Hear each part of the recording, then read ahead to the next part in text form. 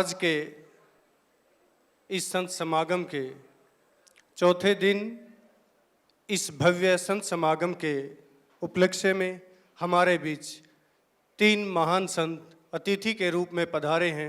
हृदय की गहराइयों से तालियों से हम इनका स्वागत करते हैं।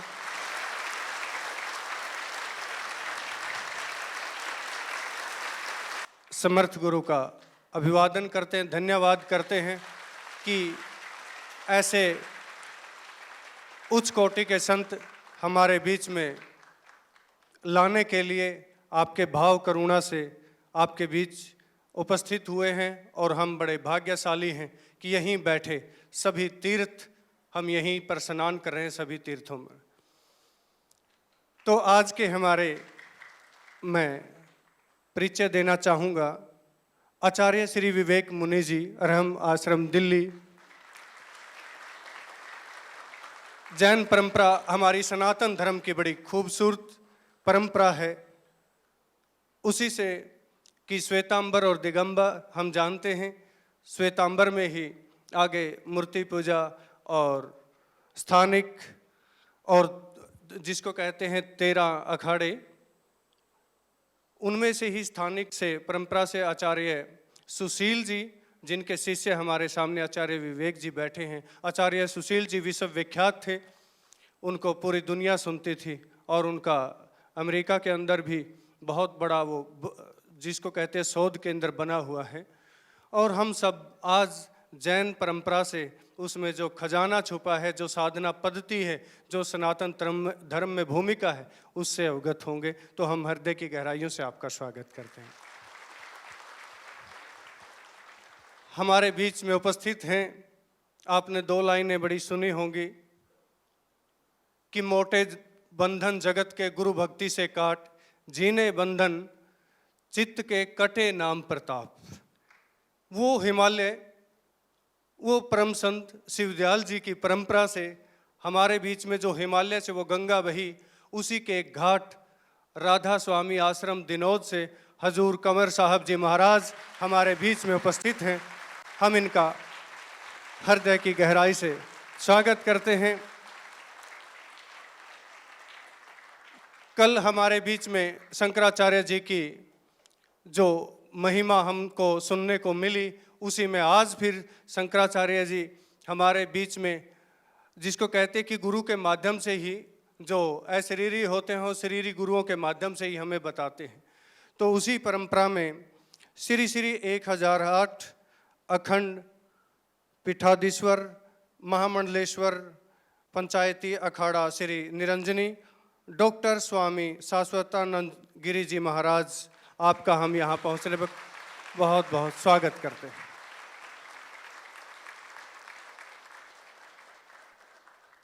समर्थ गुरु, आपका हम स्वागत के साथ साथ धन्यवाद करते हैं कि आपने इन संतों के दर्शन हमें करवाए हैं। संतों के लिए तारीफ में क्या कहा जा सकता है? संत यानी कि शरीर दिखता है गोविंद, तो कुछ कहा नहीं जा सकता। एक सूफी कहता है कोई कि उनकी वजाहत क्या लिखूं, उनकी वजाहत क्या लिखूं, वो जो भी है बेमिसाल है। वो एक सूफी का तस्वर, एक आशिक का ख्याल है वो। तो आइए पहले आज हम जो हमारे बीच में संत उपस्थित हैं, शिष्टाचार कहता है कि हमारे बीच में उपस्थित हुए हैं, तो हम पहले उनका स्वागत करते हैं। मैं आचार्य दर्शन जी जो हमारे सेंट्रल कोऑर्डिनेटर हैं, उनसे निवेदन करता हूं कि मंच पर आसीन संतों का आप मालाओं से सोल से स्वागत करें। जोरदार तालियां आप तब तक रखें।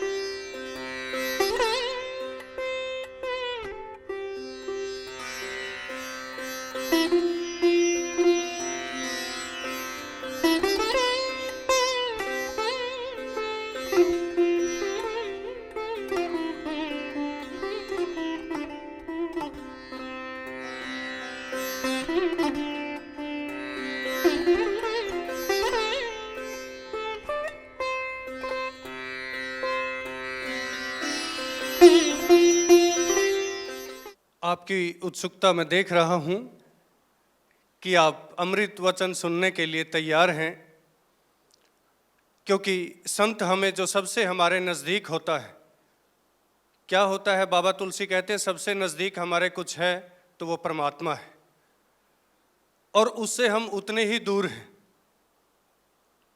और कुछ प्रयास करते हैं, गुरु के चरणों में जाते हैं तो वो मिल जाता है। कहते हैं बिना जतन के नहीं मिलता वो प्यारा महबूब, बिना गुरु कृपा से वो मार्ग है अति दूर। इसलिए परमात्मा दूर इसलिए है क्योंकि गुरु की कृपा से हम वंचित हैं। जैसे ही गुरु की कृपा से हम बरसात में, गुरु की कृपा की बरसात में भीगते हैं तो वो आता है जो सबसे नज़दीक है। बाबा तुलसी कहते हैं, नियरे हो सूजत नहीं लानत ऐसो जिन, तुलसी या संसार को भयो मोतिया बिंद। जो ये इस संसार को मोतिया बिंद हो गया है, उसका ऑपरेशन गुरु करता है कि जो हमें है सबसे हमारे नज़दीक वो दिखाई नहीं देता, और दूर की चीज़ें हम देखने पर विश्वास रखते हैं। कहते हैं मुझे इतना पता है, लेकिन इतना नहीं पता जो मेरे भीतर है, जो आदमी के भीतर खुदा है। गुरुदेव कहते हैं ना, आओ एक मैकदा बनाए हम, शेख वाइज को भी पिलाएं हम। जिंदगी खुद में एक इबादत है, राज की बात तुम्हें बताएं हम। आशिकी बेखुदी नहीं होती यारो, प्यार को बंदगी बनाए हम। मेरे मुर्शिद ने इल्म ऐसा दिया, आदमी से खुदा हो जाए हम, आदमी से खुदा हो जाए। तो मैं सबसे पहले गुजारिश करूंगा, हमारे बीच में सनातन धर्म की सुंदर परंपरा, जो हमारे 24 तीर्थंकर आदिनाथ से लेकर भगवान महावीर तक और फिर आगे होता ही है कि जैसे बुद्ध 2 भागों में बंट गया, हीनयान और महायान, ऐसे ही दिगंबर और श्वेतंबर उनमें से भाग है। लेकिन सुंदर परंपरा है, साधना पद्धति इतनी सुंदर है कि वो जो शब्द महाराज जी कह रहे थे, मैं बातचीत कर रहा था कि ध्यान कैसे करते हैं, मोणेणम, ठाणेणम, मोणेणम और छाणेणम, कि पहले शिथिल हो जाओ, ठहर जाओ, फिर मौन हो जाओ और फिर ध्यान में चले जाओ। इतनी सुंदर सुंदर शब्द, उनकी वैज्ञानिकता, सनातन धर्म की वैज्ञानिकता देखिए, एक एक शब्द में क्या क्या राज छुपे हैं। और ये अनूठा संत समागम इसलिए है क्योंकि यहाँ पर एक विषय है, और विषय, इससे ऊपर कोई विषय नहीं हो सकता। सनातन धर्म क्या है, उसकी वैज्ञानिकता क्या है, और उसमें कौन कौन सी साधना पद्धतियां हैं, उसी से साधक लाभान्वित हो सकते हैं। तो हम जानेंगे आचार्य जी से कि वो हमारा मार्गदर्शन करें अगले 20 मिनट तक, क्योंकि हमारा संत समागम में हम देख रहे हैं हर 20 मिनट में ही एक संत, जो सार वस्तु है उसको तो 20 मिनट में ही कहा जा सकता है, कथा के लिए समय चाहिए। इसलिए हमारे सामने वो सार वस्तु प्रकट हो रही है। आइए सबसे पहले सुनते हैं आचार्य विवेक मुनि जी को।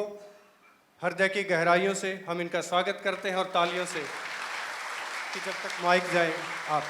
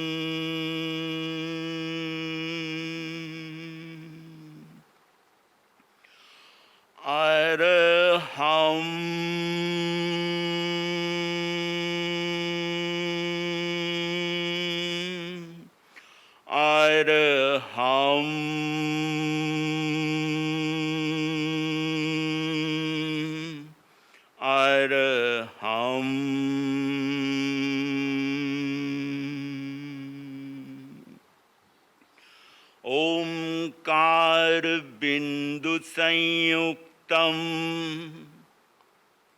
ध्यायन्ति योगिनः कामदं मोक्षदं चैव ओंकाराय नमो नमः। ॐ अज्ञानतिमिरान्धाना ज्ञानाञ्जनशलाकया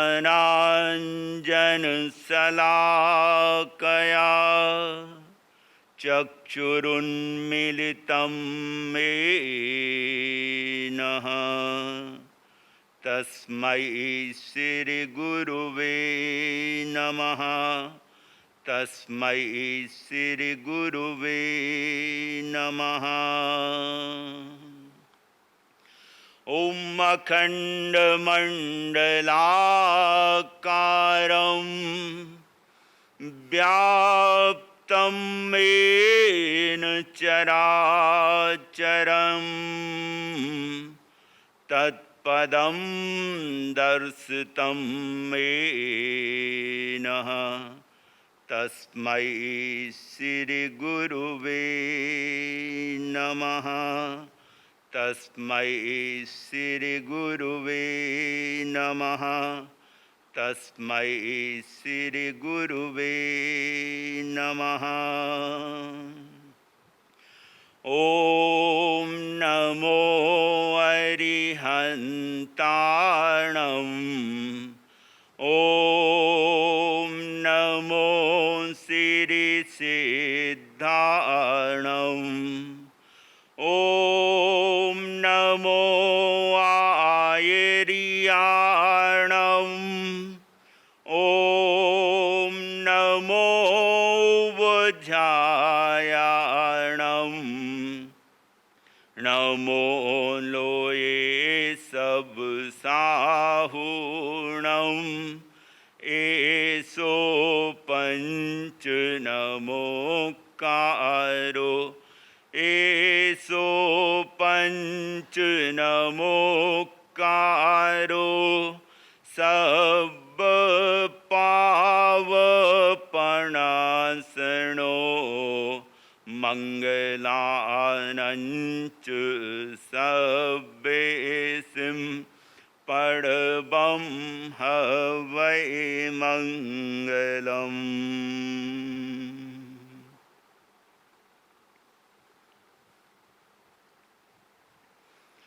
परम आदरणीय ओशो सिद्धार्थ जी, अन्य परंपराओं के आदरणीय संत वृंद, उपस्थित सभी योग साधक, सभी लोग सीधे बैठ जाएं और 3 बार गहरा लंबा श्वास ले लें और धीरे धीरे श्वास छोड़ दें। नानक ओशो धारा के पवित्र प्रांगण में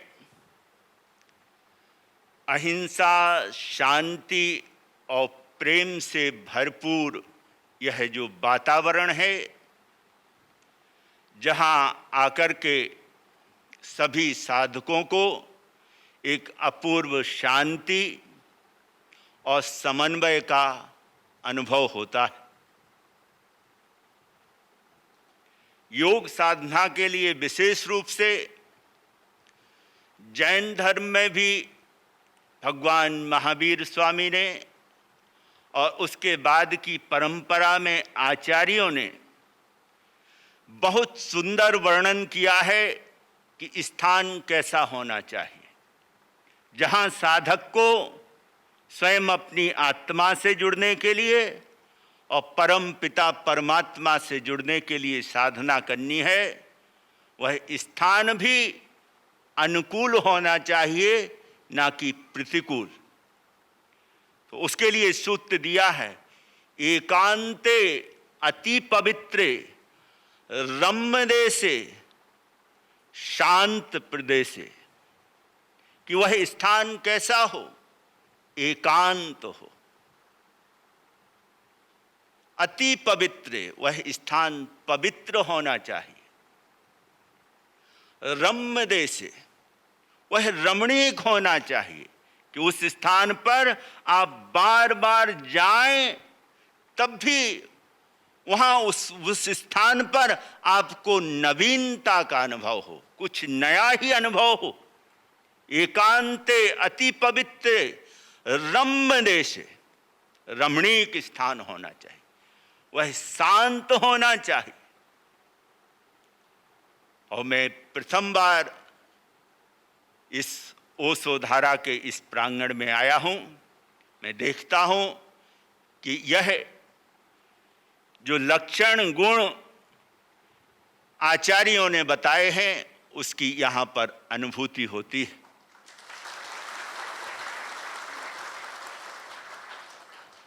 तो पवित्रता स्थान की बहुत जरूरी है।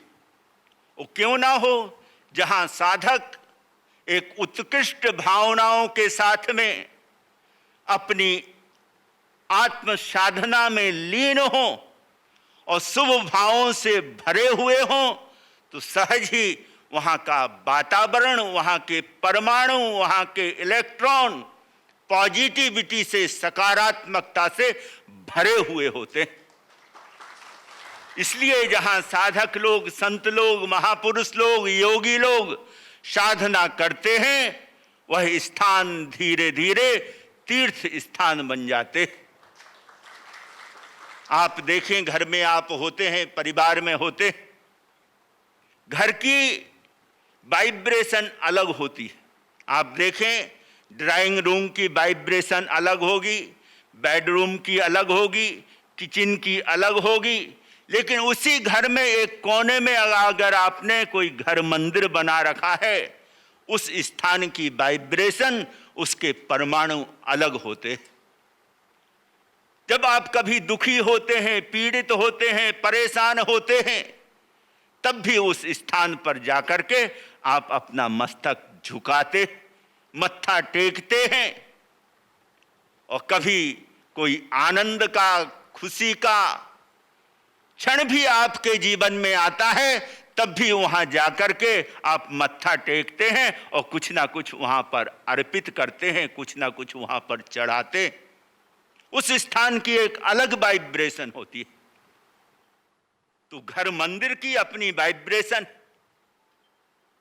लेकिन आप उस गांव में, शहर में, या उस कॉलोनी में, या उस सोसाइटी में रहते हैं, तो वहां भी एक कोई मंदिर या कोई धार्मिक स्थान होता है, तो उसकी वाइब्रेशन भी अलग होती है।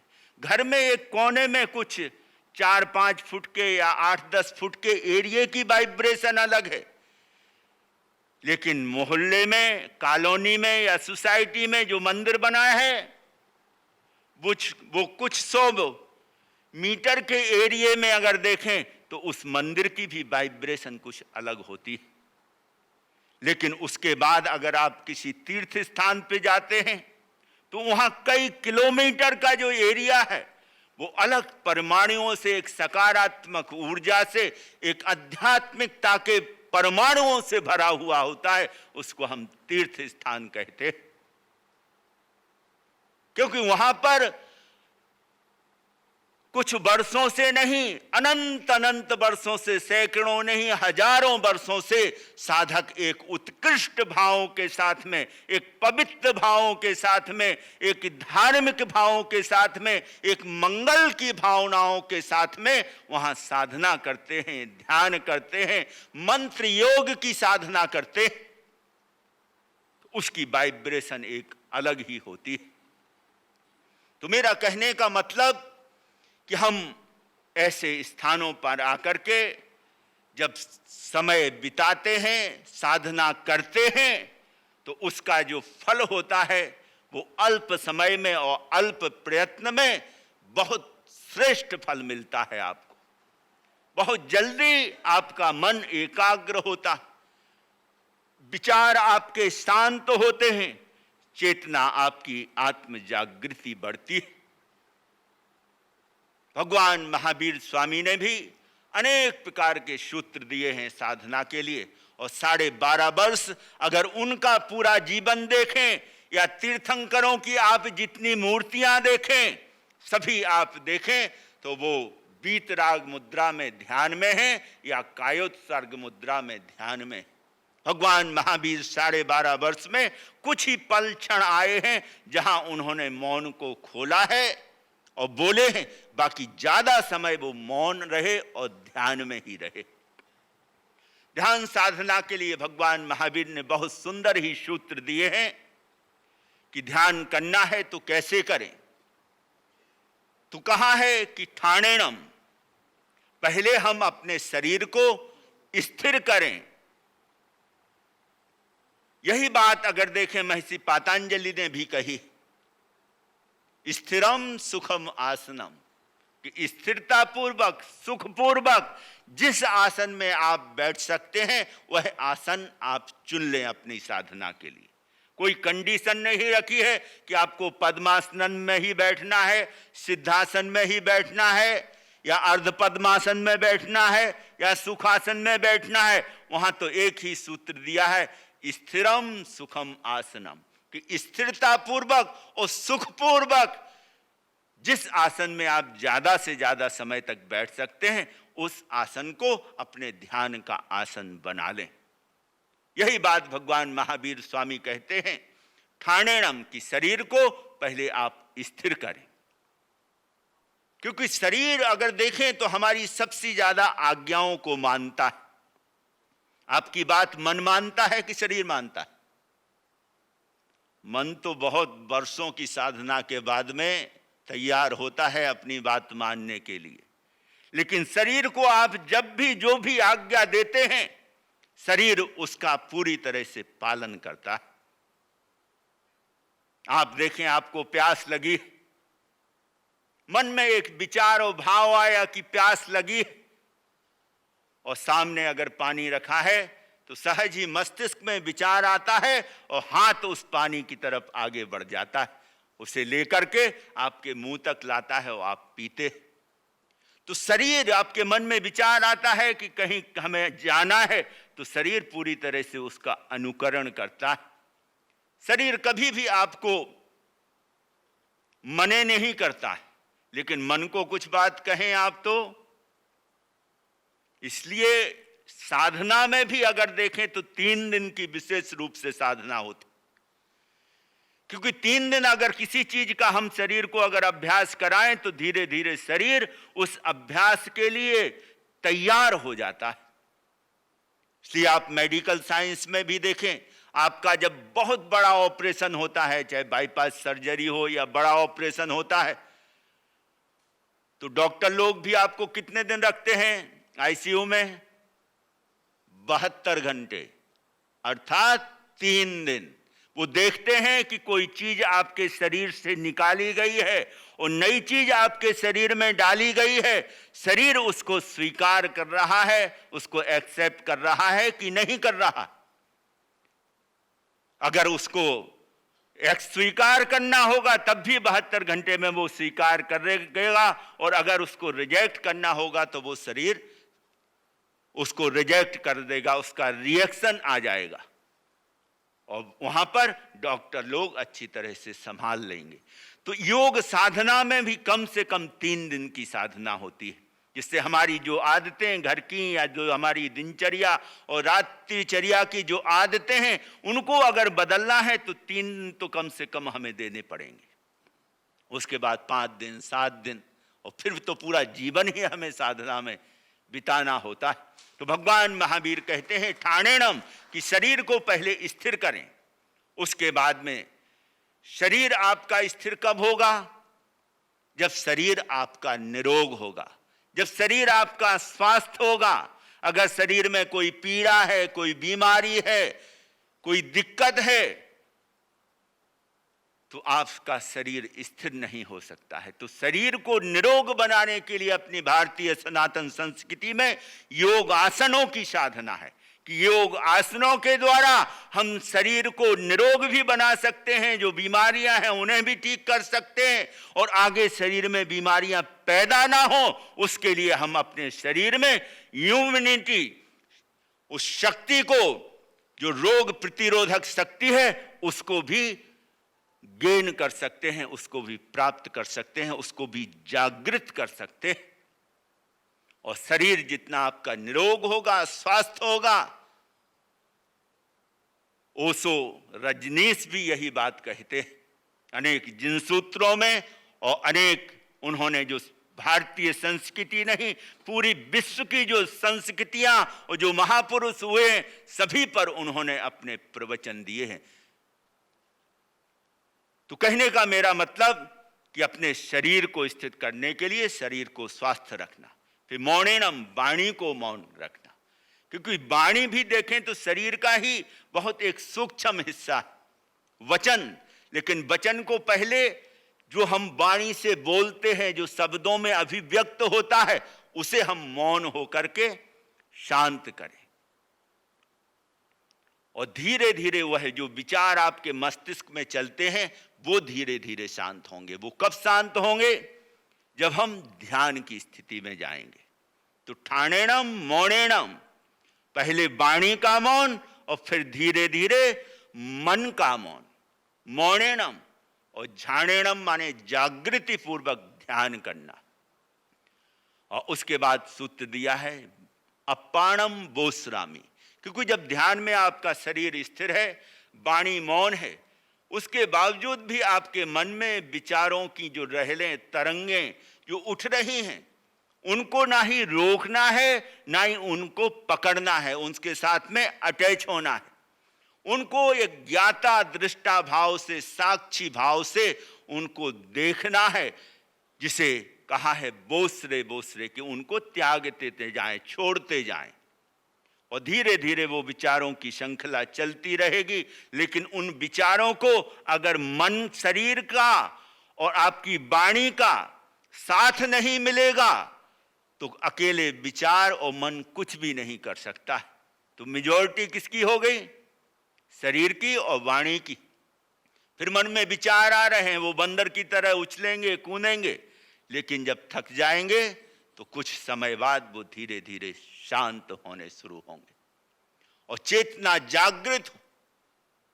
इसी को जय कृष्ण मूर्ति ने भी 3 शब्दों में अभिव्यक्त किया है।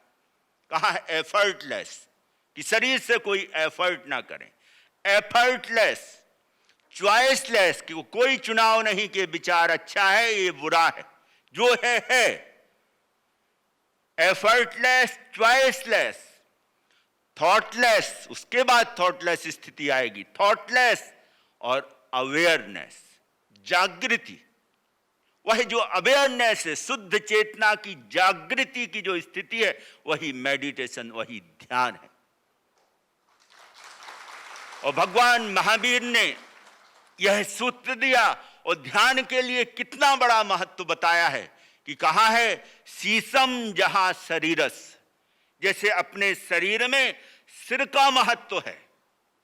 शीशम जहां शरीरस दुम्मस मूलम, जैसे वृक्षों में उसके मूल, उसकी जड़ों का महत्व है, इसी प्रकार से मनुष्य जीवन में साधक के लिए ध्यान का महत्व। बिना मस्तिष्क के मनुष्य जी नहीं सकता है। वृक्ष की जो जड़ें हैं वो जमीन में हैं, लेकिन मनुष्य की जो जड़ें हैं वो मस्तिष्क में। इसलिए कहा है मनुष्य जैसा सोचता है, जैसा चिंतन करता है, जैसा मनन करता है, वैसा ही उसका जीवन बनता है। तो साधक के लिए ध्यान सबसे ज्यादा महत्वपूर्ण है। और उस ध्यान में जाने के लिए एक बहुत सुंदर सूत्र भी है कि ध्यान में जाना तो क्या करना होगा। एक हिंदी की कविता में ही किसी योगी ने बनाया है कि खाना पीना सोवना, खाना पीना सोवना माने सोना, मिलना बचन विलास, ज्यों ज्यों ये 5 घटाइए त्यों त्यों ध्यान प्रकाश। जो लोग ज्यादा खाते हैं पीते हैं उसमें ध्यान है। खाने पीने से खाली उन्हीं लोगों का संबंध नहीं है जो खाली ड्रिंक करते या गलत खाते हैं। अगर शाकाहारी लोग भी अधिक खाते हैं, अधिक पीते हैं, तो वो भी आपके शरीर को लेजी बनाता है। आपके जीवन में, आपके शरीर में उससे हताशा आएगी, उससे सुस्ती आएगी, उससे प्रमाद आएगा, उससे अवेयरनेस, जागृति नहीं आएगी। तो कहा है खाना भी कैसा, आहार सम्यक होना चाहिए, पीना भी सम्यक होना चाहिए। तो खाना पीना, सोना माने सोना, अगर कोई अधिक सोता है तो धीरे धीरे उसकी चेतना भी धीरे धीरे सुप्त हो जाती है।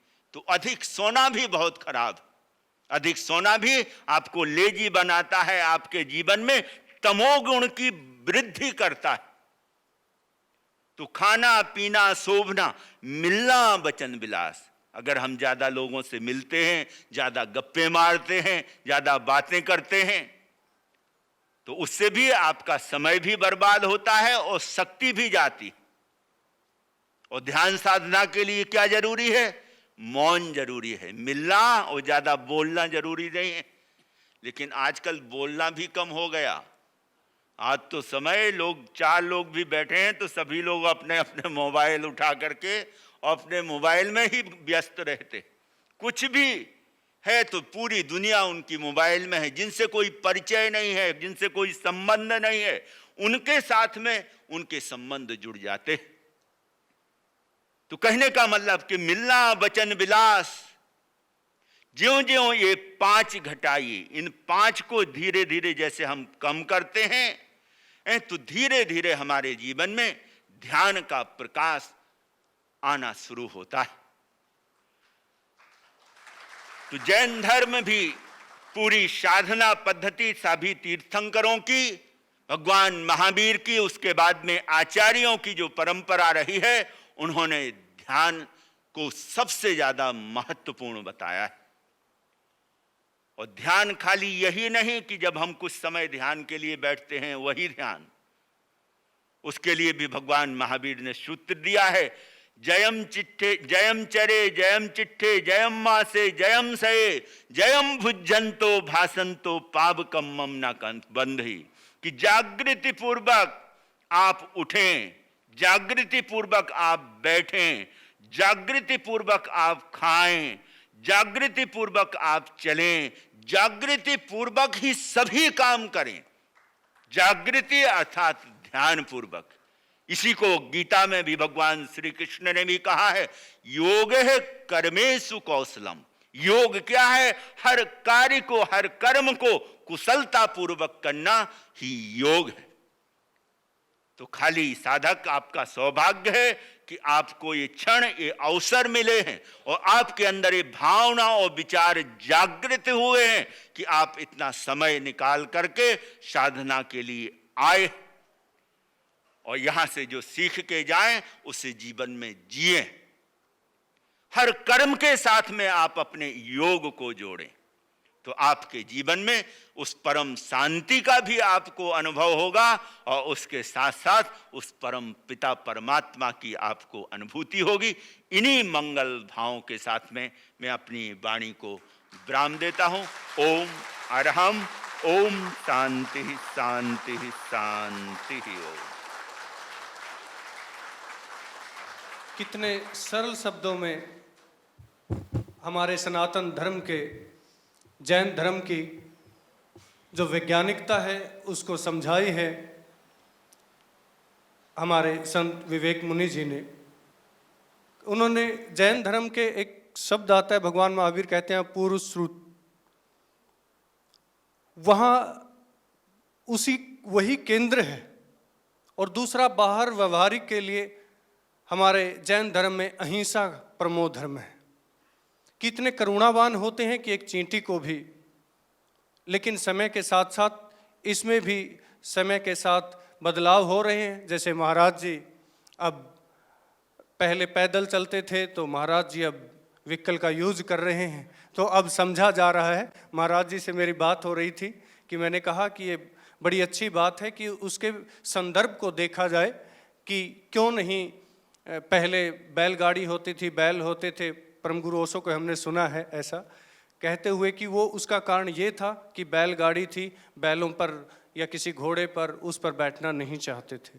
और महाराज जी ने थोड़े से शब्दों में हमें बता दिया कि पहले ठहर जाओ और फिर आपको विचार आएंगे, मौन हो जाओ फिर भी विचार आएंगे, लेकिन जागृति रखो कि अपने निराकार के, अपने असली स्वरूप के वही ध्यान है कि निराकार के विचार आएंगे, विचारों को पकड़ो मत। कहते हैं ना, शायद गुरुदेव आपकी ही पंक्तियां हैं, अगर नहीं है मुझे लगा कि पहले तन को शिथिल छोड़ दे फिर मन को विस्तार मिलेगा, विचारों की एक भीड़ मिलेगी, भीतर नया बाजार मिलेगा, इंतजार का भाव न डोले फिर यारों का यार मिलेगा।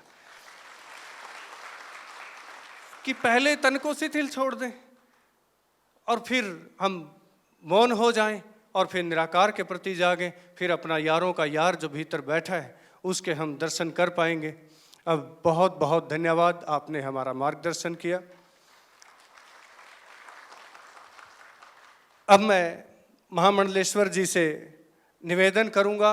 महामंडलेश्वर जी कुरुक्षेत्र ही नहीं, हरिद्वार ही नहीं, पूरे भारत में गीता में पीएचडी है, गीता में पीएचडी है और इतनी पकड़ है, एक एक पॉइंट को ये तर्क से समझाते हैं। इतना गजब का इनका तरीका है समझाने का, बहुत सुंदर तरीके से ये बताते हैं, बहुत लोग इनका लाभ उठाते हैं। कि गीता का जो सार है साक्षी, उसको भी इतने सुंदर तरीके से समझाते हैं।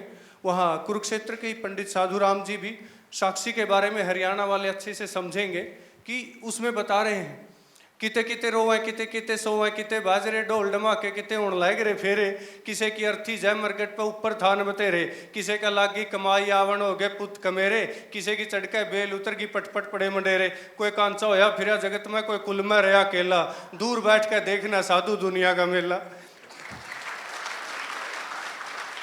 कि दूर बैठकर देखो, हम साक्षी हैं कि ये तो सब चल रहा है जगत उसका ही। उसी भगवान श्री कृष्ण ने जहाँ स्वयं गीता का उपदेश दिया है, उसी धरती से हमारे बीच में आए, हमारा कितना सौभाग्य है।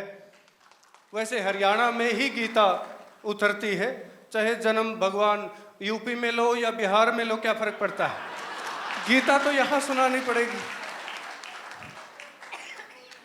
तो मैं महामंडलेश्वर शाश्वतानंद जी से अनुरोध करूंगा कि आप अपने अमृत वचनों से, आपकी पीएचडी का हमें भी लाभ हो और आप शंकराचार्य की कृपा है, उस परंपरा से हैं, दशनामी परंपरा से हैं, हम आपका जोरदार तालियों से स्वागत करते हैं।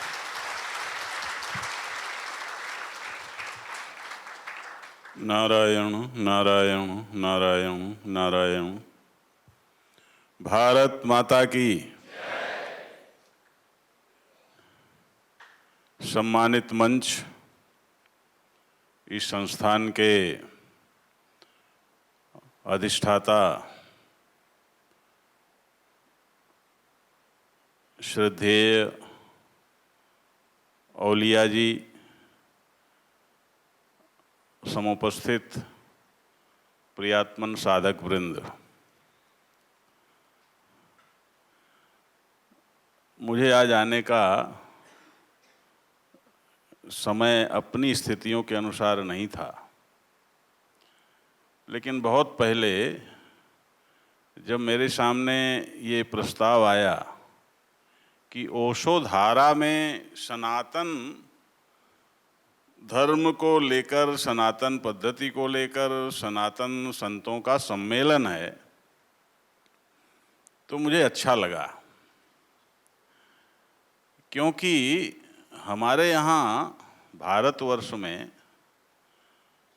ये इतना पुराना देश है और इस देश ने सबसे पहले सत्य का साक्षात अपरोक्ष किया है। ध्यान दीजिएगा। फिर धीरे धीरे यहाँ वैदिक मत अपने आप चला, फिर अवैदिक मत भी आए और उसी क्रम में यहाँ कितने दार्शनिक आए और उसी परंपरा में एक विलक्षण दार्शनिक का प्रादुर्भाव हुआ, वो ओशो हैं। लेकिन ये अपने ढंग के हैं।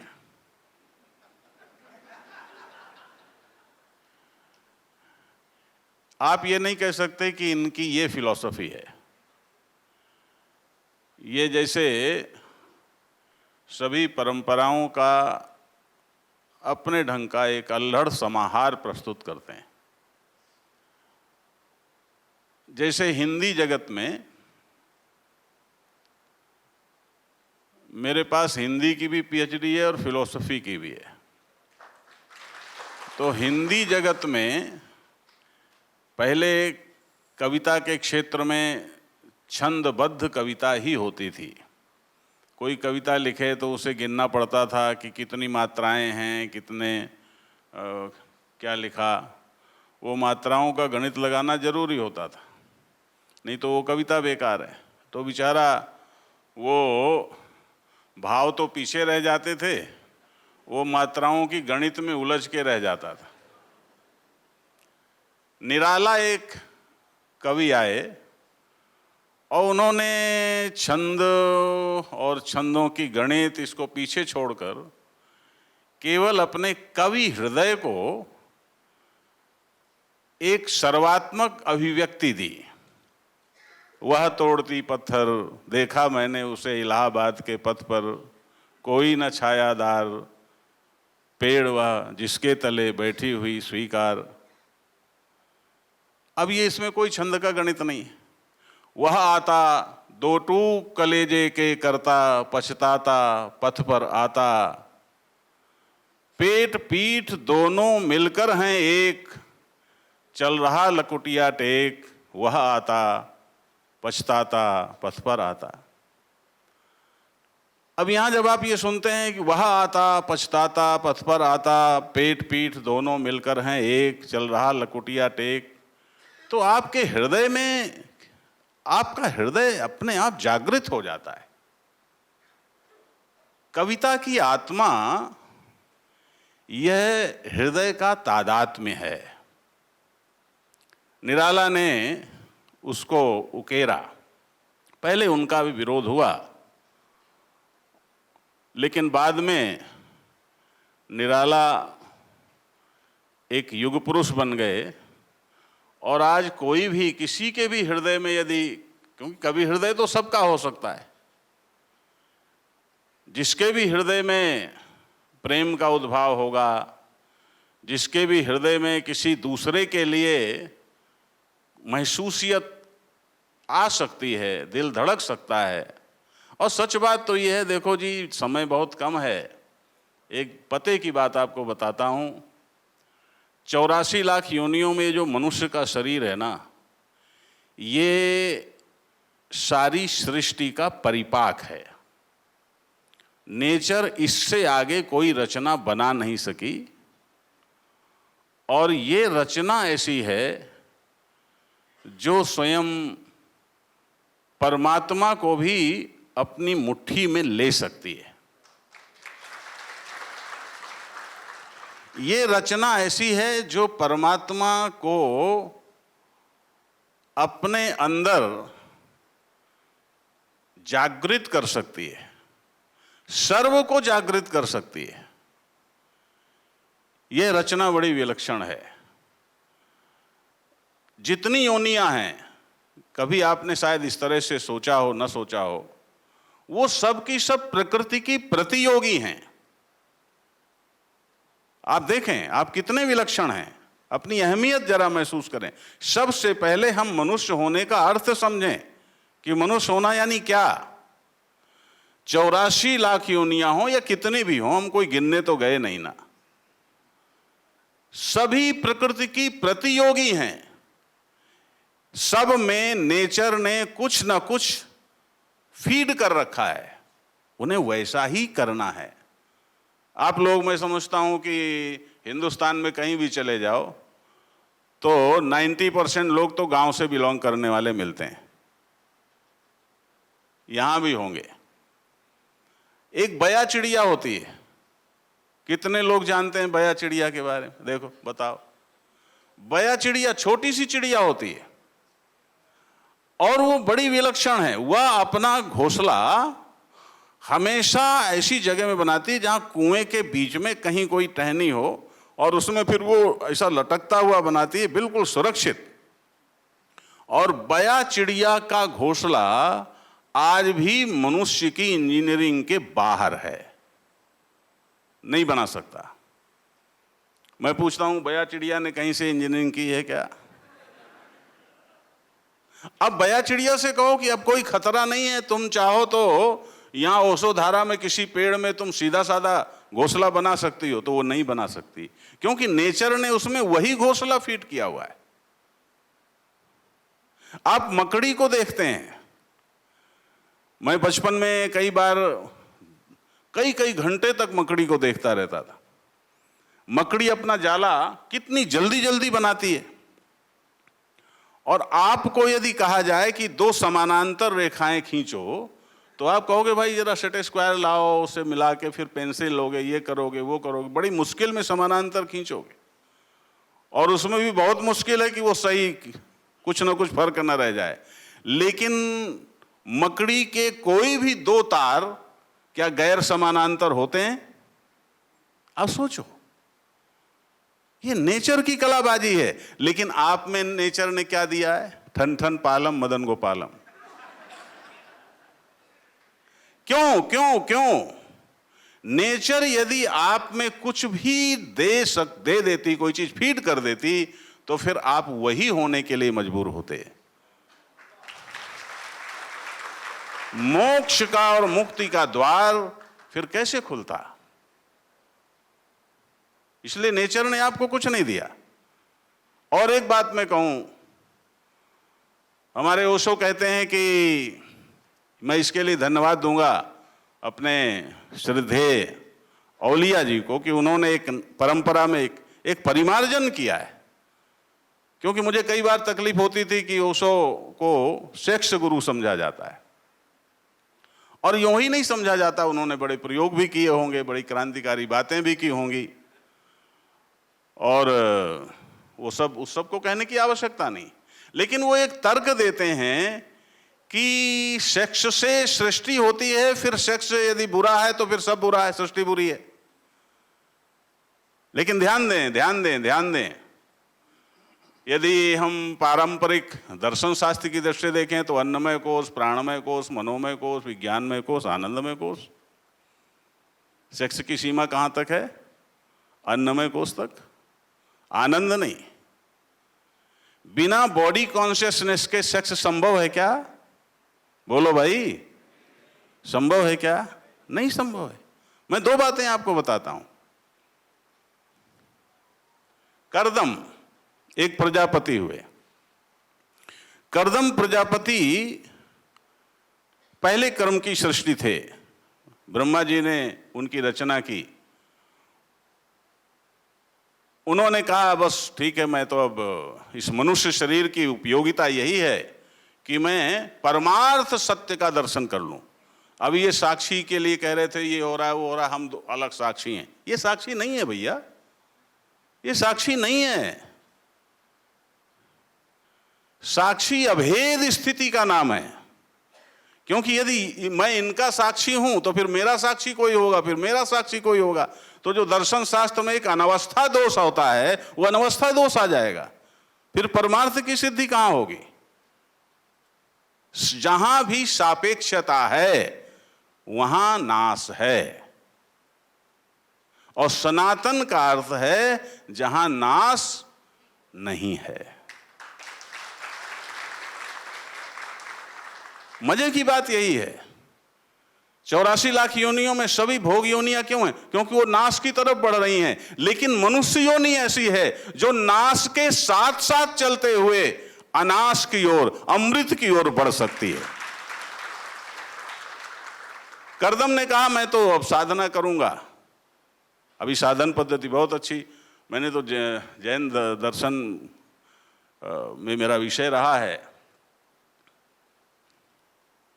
इनके यहाँ यही है कि कम से कम तप तपे तपाए रहते हैं, उच्छृंखल नहीं रहते। खैर, कर्दम ने कहा मैं साधना करूंगा। ब्रह्मा जी ने कहा नहीं, सृष्टि की आवश्यकता है। आज ब्रह्मा जी हो तो कहेंगे सब कर्दम हो जाओ, जनसंख्या बहुत बढ़ गई है। लेकिन आज कोई कर्दम होने को तैयार नहीं है। हम 5 साल के बच्चे से पूछते हैं, 2 साल के बच्चे से पूछते हैं कि शादी करेगा कि तो बाबा बनेगा, तो कहता शादी कर लूंगा। तैयार बैठा है बिल्कुल। हाँ। ब्रह्मा जी ने कहा मेरी आज्ञा है, सनातन धर्म, सनातन धर्म आज्ञा है। अब आज्ञा है किसकी? जिसने जन्म दिया है, तो उसका उल्लंघन भारतीय संस्कृति, सनातन संस्कृति नहीं सिखाती किसी भी कीमत में। कुछ भी हो, इससे फर्क नहीं पड़ता। हमारा नाश हो जाए कोई फर्क नहीं पड़ता, लेकिन जिसकी आज्ञा मानना हमारा धर्म है, उसकी आज्ञा का उल्लंघन नहीं करना। ठीक है, करता हूं, फिर हम शादी करेंगे। लेकिन अब ध्यान दीजिएगा आप, लेकिन विवाह करें तो फिर ऐसी कन्या से करें जिसका लक्ष्य भी परमार्थ हो, ताकि हम केवल भोगों में न चले जाएं। और उन्होंने उसके लिए तपस्या की। तपस्या की, भगवान प्रकट हुए, भगवान से कहा क्या, भगवान ने पूछा क्या चाहिए? कि पत्नी चाहिए। कि कैसी पत्नी चाहिए? कि जो जिसका लक्ष्य संसार को जीने के बाद परमार्थ की प्राप्ति हो, वह लक्ष्य चाहिए। क्योंकि देखो जी, शरीर के तल पर पशु और मनुष्य में क्या अंतर है बोलो? बल्कि पशु श्रेष्ठ है, पशु श्रेष्ठ है। पशु डाल में लटका हुआ आम वहीं बैठकर पक्षी खा सकता है, तुम नहीं खा सकते हो। तुम पाल में पका हुआ खाते हो। तुम्हारी खूबी तो यही है कि तुम शरीर से ऊपर उठो, फिर मन से ऊपर उठो, बुद्धि एक्टिवेट करो, फिर बुद्धि भी शुद्ध बुद्धि, फिर विवेकवती बुद्धि, फिर दृष्टा, फिर साक्षी, फिर अद्वितीय साक्षी, साक्षी का अद्वितीयत्व, नोइंगनेस। केवल देखो, मैं समाज शैली में बोल रहा हूं, क्योंकि यहां तो भाई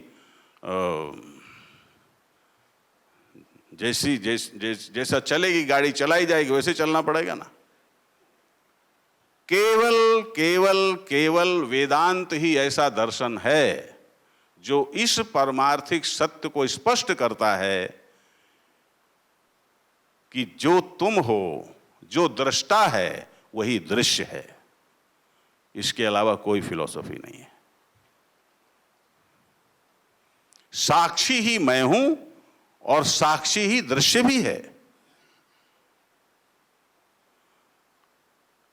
यदि मैं जिसको देख रहा हूं उसे विषय करके देखता हूं, वो दृश्य है, फिर मैं दो दृष्टा हो गया ना। और दृष्टा हो गया तो फिर कॉन्शियसनेस में परिच्छिन्नता आ गई, इंडिविजुअलिटी आ गई।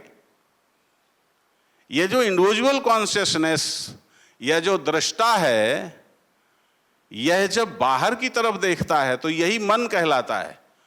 और जब ये अपनी तरफ देखता है, अपने में जा करके सर्वात्मक हो जाता है, तब ये साक्षी कहलाता है।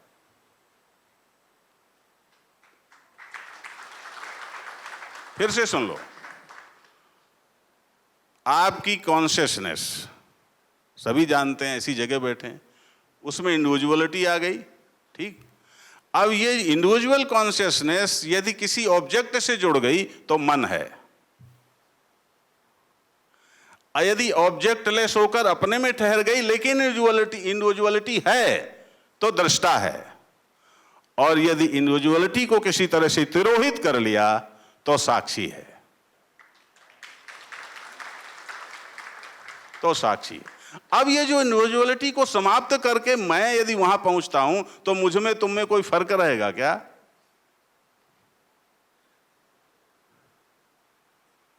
खैर, तो कर्दम ने फिर ऐसी कन्या के लिए तपस्या की, भगवान ने कहा ठीक है तुम्हें ऐसी कन्या मिलेगी। देवहूति, मनु और शतरूपा की, जो उस समय के एकमात्र सम्राट थे, उनकी कन्या देवहूति, उसको लेकर वो कर्दम की झोपड़ी में आए। अपनी परंपरा देखो, कर्दम की झोपड़ी में आए।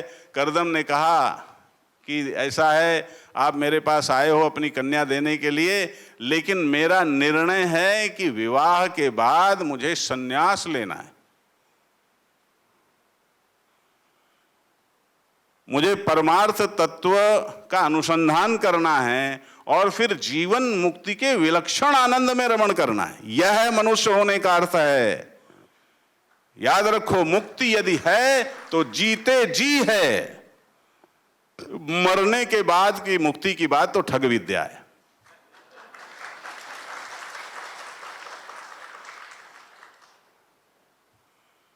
किसी ने आजकल नहीं बताया आकर के कि मैं ऐसे मरा, ऐसे मरा, ऐसे मरा। मृत्यु नाम की कोई चीज नहीं होती, ध्यान देना। तो उन्होंने जब ये कहा तो देवहूति बड़ी प्रसन्न हुई। देवहूति ने कहा मेरा भी यही लक्ष्य है, यह भारत की कन्या है, यही लक्ष्य है। हम भोगों को जिएंगे, लेकिन भोगों को इसलिए जिएंगे क्योंकि ये शरीर के साथ जुड़े हैं, इनको समझकर इनसे उपराम होना है।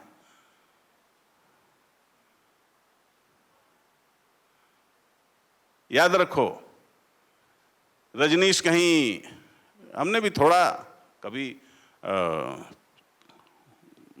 देखा है, ऐसी बात नहीं है। वो कहते हैं अतिक्रमण की एक फिलॉसफी देते हैं, लेकिन याद रखो बॉडी कॉन्शियसनेस के साथ अतिक्रमण कभी संभव नहीं है। हमारे यहाँ ऐसे उदाहरण हैं। ययाति का उदाहरण है, उन्होंने अपने बेटे की उम्र ले ली, लेकिन फिर भी उनकी तृषा शांत नहीं हुई। इसलिए साधन पूर्वक शरीर के तल से ऊपर उठने की आवश्यकता है। और कर्दम और देवहूति का विवाह हो गया। विवाह होकर के दोनों साथ रहने लगे और दोनों ने सलाह किया, हनीमून नहीं गए। अब ये ओशो जी का मंच है तो यहां हनीमून शब्द का प्रयोग कर सकते हैं, इनके मंच से तो नहीं कर सकते।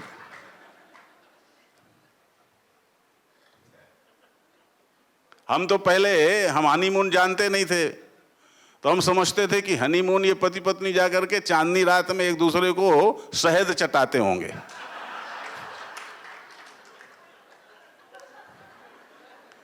ये सलाह की दोनों ने कि ध्यान देना, ध्यान देना, ध्यान देना, ये बात बड़ी मार्मिक है।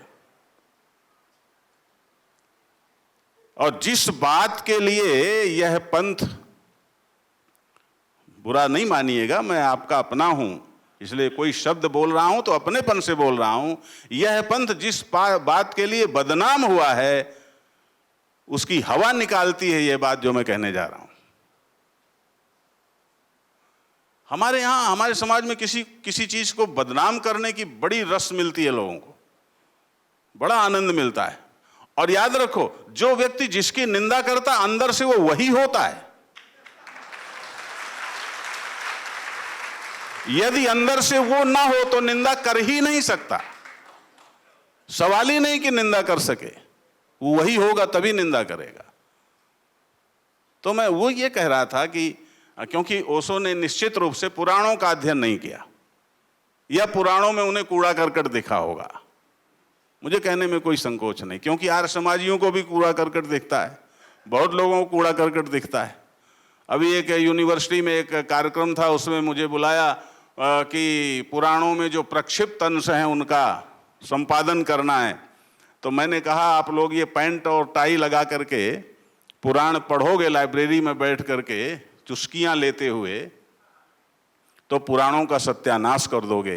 क्योंकि पुराणों में तथ्य का भी इतिहास है और सत्य का भी इतिहास है, और इतिहास तुम जिसको जानते हो वो केवल तथ्यों का होता है। सत्य के इतिहास का तुम बाबूजी लोगों को कोई पता नहीं है। क्योंकि तथ्य वो है जो सापेक्ष होता है और सत्य वो है जो निरपेक्ष होता है। ध्यान देना।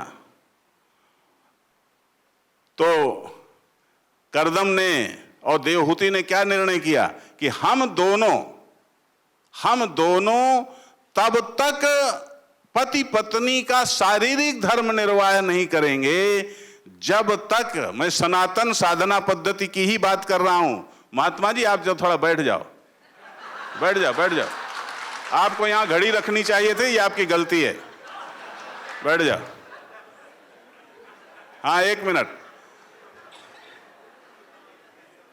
बात है सनातन, ये हमारे मालिक ये बैठे हैं उधर। और मैं सच बताऊं, मैंने इनको 1-2 बार देखा, क्योंकि हमारे एक शिष्य हैं दिल्ली के, वो इनके शिष्य बन गए। अच्छा, आप बड़े खुश हुए। यानी यदि हमारा कोई चेला यहां आ जाए तो तुम बड़े खुश हो जाओगे। ऐसा है, उनके पिताजी हमारे शिष्य थे, बेटे हमारे शिष्य नहीं थे। और पिताजी का नाम जैसा कि वो बताते थे, इनसे बहुत मिलते थे, श्री चंद्रभानु गुप्त, शायद इनको ध्यान हो, वो बड़ी तारीफ करते थे। वो हमारे शिष्य थे, वो जस के तस रहे मरते दम तक। उनके बेटे जरूर जरा मस्ती वाली बातें करते थे। मैंने कहा भाई तुम तो देखो, एक बार ओशो की कोई किताब पढ़ लेना, फिर तो भगवान मालिक है। या तो फिर ओशो धारा में आएगा, फिर बहुत मुश्किल है। हाँ, लेकिन मेरी बात सुनो जरा, ध्यान से सुनो। सवाल किताब पढ़ने का नहीं है, सवाल परमार्थ का है। परमार्थ चाहिए। केवल हमें कुछ नया मिला और हम उसमें चले गए, सावधान। कर्दम और देवहूति ने विचार किया, जब तक हम वासना के आकर्षण से, इंद्रियों के विषयों के आकर्षण से अपनी इंद्रियों को सहज रूप से मुक्त नहीं कर लेते, तब तक हम साधना करेंगे। यह है सनातन साधन पद्धति। और जब हम अपनी सभी इंद्रियों पर विजय प्राप्त कर लेंगे, हमारी कोई इंद्रिय, अभी यही बात तो कह रहे थे ना हमारे संत जी, हमारी कोई इंद्रिय किसी भी अपने विषय के आकर्षण के लिए हमें मजबूर नहीं कर सकेगी। तब हम माता पिता बनेंगे, ताकि हमारी संतानें तेजस्वी हों, वो सेक्स से पैदा हुई ना हो। मैं उसका जवाब दे रहा हूं।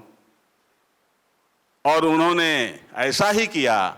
और एक समय ऐसा आया कि देवहूति बोली कि मैं अब साज हूं। कर्दम ने कहा मेरी भी यही स्थिति है, अब तो सन्यास फलित हो गया है, अब हमको सन्यास ले लेना चाहिए। देवहूति ने कहा लेकिन ब्रह्मा जी की आज्ञा का अब पालन करना है, और मैं एक ही नाम लूंगा, 2 नाम लूंगा, एक बेटी का एक बेटे का। उन्हीं की बेटी है अनसुईया, जिसका नाम आप लोग जानते हैं, और उन्हीं के बेटे हैं कपिल, जो सांख्य दर्शन के प्रणेता हैं। सांख्य दर्शन को ओशो मानते थे। ध्यान देना, ये भारतीय, ये सनातन संस्कृति है, ये सनातन धर्म है। अब 2 शब्दों में कह के मैं वाणी को विराम दूंगा। देखो, सनातन का मतलब जो अनादि है और अनंत है। अब अनादि शब्द बनता है क्या? अनादि माने जिसका प्रारंभ नहीं हुआ। अब जिसका प्रारंभ नहीं हुआ, इसका मतलब वो उसमें काल की कल्पना भी नहीं है। काल क्या है? काल, वेदांत काल को तत्व नहीं मानता। काल केवल परिवर्तन का पैमाना है, इसके अलावा काल कुछ भी नहीं है। तो अनादि और अनंत यानी जो सृष्टि के पहले भी है, सृष्टि के साथ भी है और सृष्टि के बाद भी है। एक सनातन तो वो है, और एक सनातन है जो सृष्टि के साथ साथ है। मैं थोड़े में कहता हूं, जैसे आकाश, वायु, अग्नि, जल, पृथ्वी, इनकी रचना पहले हुई ना, इन्हीं से पंच भौतिक शरीर, पांच भौतिक सृष्टि का निर्माण हुआ। आग का धर्म क्या है? जलाना है कि नहीं है? अब केवल हिंदुस्तान में है कि सारे विश्व में है? अच्छा, आग कब से जला रही है? कोई संवत है कि इस संवत से जलाना शुरू किया? जब से अग्नि है तभी से अग्नि में दाहकता रूप धर्म है कि नहीं है? इसे कहते हैं सनातन धर्म, जो सहज स्वाभाविक है। अमेरिका में मुझसे एक ने पूछा कि धर्म की आप क्या परिभाषा करेंगे? मैंने कहा जो सहज है, स्वाभाविक है, ऐसे लोक मांगलिक आचरण विधान का नाम धर्म है। तो सहज, ये एक सनातन धर्म। अब ये तो प्राकृत हो गया ना, फिर शरीर का भी सनातन धर्म, तो फिर शरीर का सनातन धर्म आहार निद्रा भय मैथुन आ जाएगा।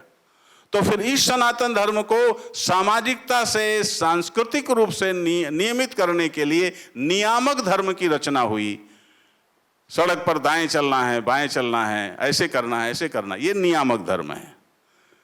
ये भी वैदिक रूप से सनातन धर्म है, जिसका लक्ष्य अंततः परमार्थ है। यानी नियामक धर्म की रचना हमारे यहाँ ऐसी हुई कि हम ऐसे ढंग से अपने जीवन का समायोजन करें, ऐसे ढंग से हम विषयों को भोगें कि विषय हमारे दिल को गंदा ना कर सकें। क्योंकि यदि दिल गंदा हुआ तो फिर हम परमार्थ का दर्शन कभी नहीं कर सकेंगे। और फिर साधना पद्धतियों को हमारे ऋषियों ने दिया। ये जितनी साधना पद्धतियां हैं, साधना माने साधना, जितनी साधना पद्धतियां हैं, उनका एक ही, उनका व्यवहारिक लक्ष्य है अंतःकरण की निर्मलता, और उनका पारमार्थिक लक्ष्य है परमार्थ। सीधा सा सूत्र है, अकाट्य सूत्र है। अब दूसरा सनातन क्या हुआ? जो काल की कलना से परे है, जो पहले भी है, अभी भी है, बाद में भी है, वह है सच्चिदानंद ब्रह्म या आत्मा। और एक मिनट में मैं तुम्हें देख रहा हूं तो तुम हो कि नहीं हो, लेकिन मैं तुम्हें देख रहा हूं तो मैं भी हूं। लेकिन तुम्हारे देखने के लिए, तुम्हें देख करके मेरी आंख प्रमाणित कर रही है, परंतु मैं जो देख रहा हूं, तुम्हें देखने के कारण मैं देख रहा हूं, तो मैं भी पक्का हूं, परंतु मुझे किसी प्रमाण की आवश्यकता है क्या? बोलो। और तुम्हें मैं देख रहा हूं, तुम्हें सुन रहा हूं, कैसे भी हूं, इसमें कुछ इधर उधर हो सकता है, लेकिन मैं हूं, इसको न प्रमाण की आवश्यकता है, न इसका आज तक मैंने इतनी उम्र में कभी अभाव जाना है, जब मैंने आज तक इतनी उम्र में कभी इस मैं का, ध्यान देना, यही साक्षी है। मैं देख रहा हूं इसलिए साक्षी नहीं हूं, मैं मुझ में देखना पना है इसलिए साक्षी हूं। बात समझ में आई कि नहीं? नॉलेज है इसलिए साक्षी नहीं हूं, नोइंगनेस है, नोइंगनेस साक्षी है। और वो जैसी मुझ में है वैसी ही तुम में है। और याद रखना, जिस क्षण इस साक्षी की अद्वितीयता फलित होती है, वही जीवन मुक्ति का परम क्षण होता है। और यह आध्यात्मिक सनातन धर्म है। आत्मा, चूंकि कभी मैंने उसका अभाव नहीं जाना, इसका मतलब वो सत है। कभी मैंने अपने को जड़ नहीं, कभी अज्ञान का, कभी मुझे ऐसा क्षण याद नहीं जब मैंने कुछ जाना ना हो, इसका मतलब वो चित है। और जब मैं शुद्ध रूप में, मेरे अस्तित्व में कोई मिलावट नहीं होती, मेरी कॉन्शियसनेस में कोई मिलावट नहीं होती, तो मैं कभी भी दुखी नहीं रह सकता। और उस क्षण का यदि कोई उदाहरण देना हो तो वो सुषुप्ति का क्षण है। सुषुप्ति के क्षण में तुम्हारे अस्तित्व में कोई मिलावट नहीं रहती, तुम्हारी कॉन्शियसनेस में कोई मिलावट नहीं रहती, और तुम सब सुखी रहते हो। वही जैसी सुषुप्ति की स्थिति है, वही स्थिति गुरु के ज्ञान में जागने पर होती है, वही स्थिति तत्वज्ञानी की होती है। और उस आत्मा का जो सच्चित आनंद, यह जो स्वरूप है, उस स्वरूप के साथ सबको सहज भाव से, एकात्म भाव से देखना, प्रेम में रहना, यह आत्मिक सनातन धर्म है। ओम शांति शांति शांति।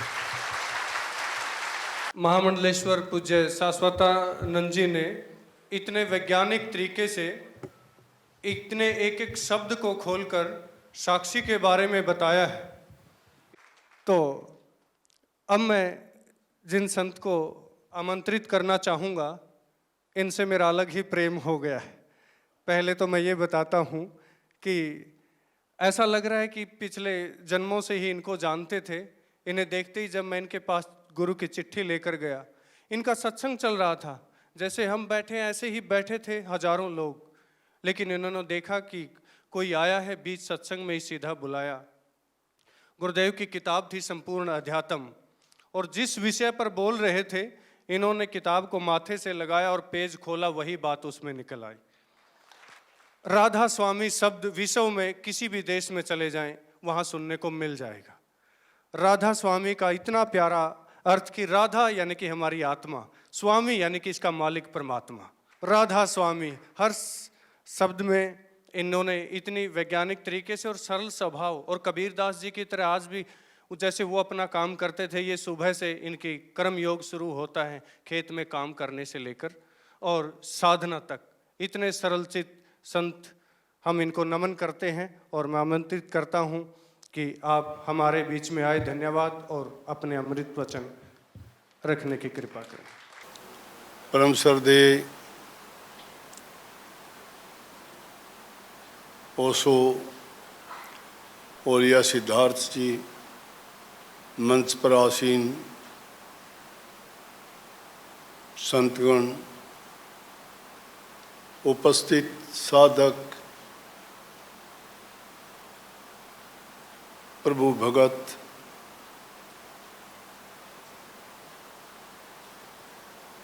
आप सब ने महापुरुषों की वाणी, एक एक शब्द की व्याख्या, करनी करने का तरीका, सच सनातन धर्म की व्याख्या, जीवन जीने का तरीका, धर्म के मार्ग पर चल के किस प्रकार से अपने जीवन को सफल बनाएं, किस प्रकार से अपने इस मन को, शरीर को, आत्मा को साधें, कौन सी ऐसी करनी करें कि जिसके कारण मनुष्य जन्म सफल हो जाए। मैं समझता हूँ बोलने के लिए महापुरुषों ने कहीं कोई जगह छोड़ी नहीं है, फिर भी मैं गले कूचे से थोड़ा बहुत निकाल के बोलने का प्रयास करूँगा। हम सब कुछ जानते हैं, संतों की वाणी बड़ी प्रमाणिक है। वो वेदों के अनुसार, शास्त्रों के जिस प्रकार से व्याख्या की गई है, लिखी गई है, भाषा अलग हो सकती है, लेकिन सबका उद्देश्य एक ही है।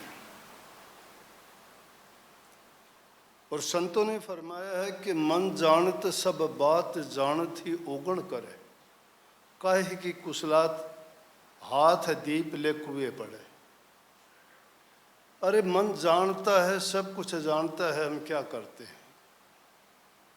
और जानते हुए जब हम ठीक नहीं करते तो कुशल कहाँ से होगा जानबूझ के जो कुएं में गिरते हैं। चोला भक्ति का पहनते हैं, करनी करते नहीं हैं। ये करनी का मार्ग है, नहीं बुद्धि विचार, बुद्धि छोड़ करनी करे तब पावे कुछ सार। करनी करने का तरीका एक नहीं, कितने बताए। जब तक इंसान का चरित्र ऊंचा नहीं है, जब तक इंसान का खान पान शुद्ध नहीं है, जब तक इंसान की संगति अच्छी नहीं है, जब तक इंसान प्रभु के रास्ते पर चलने लायक बनता नहीं है, तब तक सारी बातें थोथी है। थोथे पिछोड़ने से कुछ मिला नहीं करता है। थोथा काहे पिछोड़ो रे, पिछोड़ो जा में निज कण होई। खुशी होती है आप लोगों को देख के कि आप कितने ललायित हैं उस प्रभु के पाक दर्शन करने के लिए, और उसको पाने का तरीका भी महापुरुष सबको साथ लेके चलते हैं। ये सच सनातन धर्म के ही अंग हैं, यहाँ अलग नहीं है कोई भी। सत सनातन धर्म एक वृक्ष है, पेड़ है, ये उसकी शाखाएं हैं, इसीलिए तो इनको पंथ, मजहब और धर्म कह दिया गया।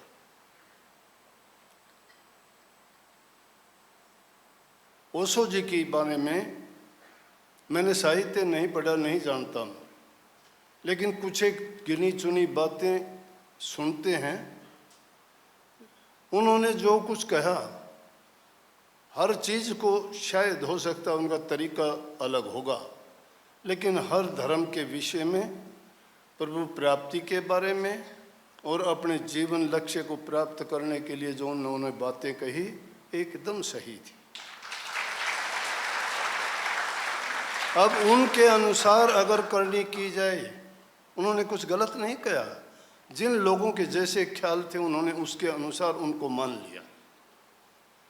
उन्होंने कहा कि इंद्रियों की अगर चाहत है, लालसा है, वासनाएं जब तक उसमें हैं, क्या करोगे आप?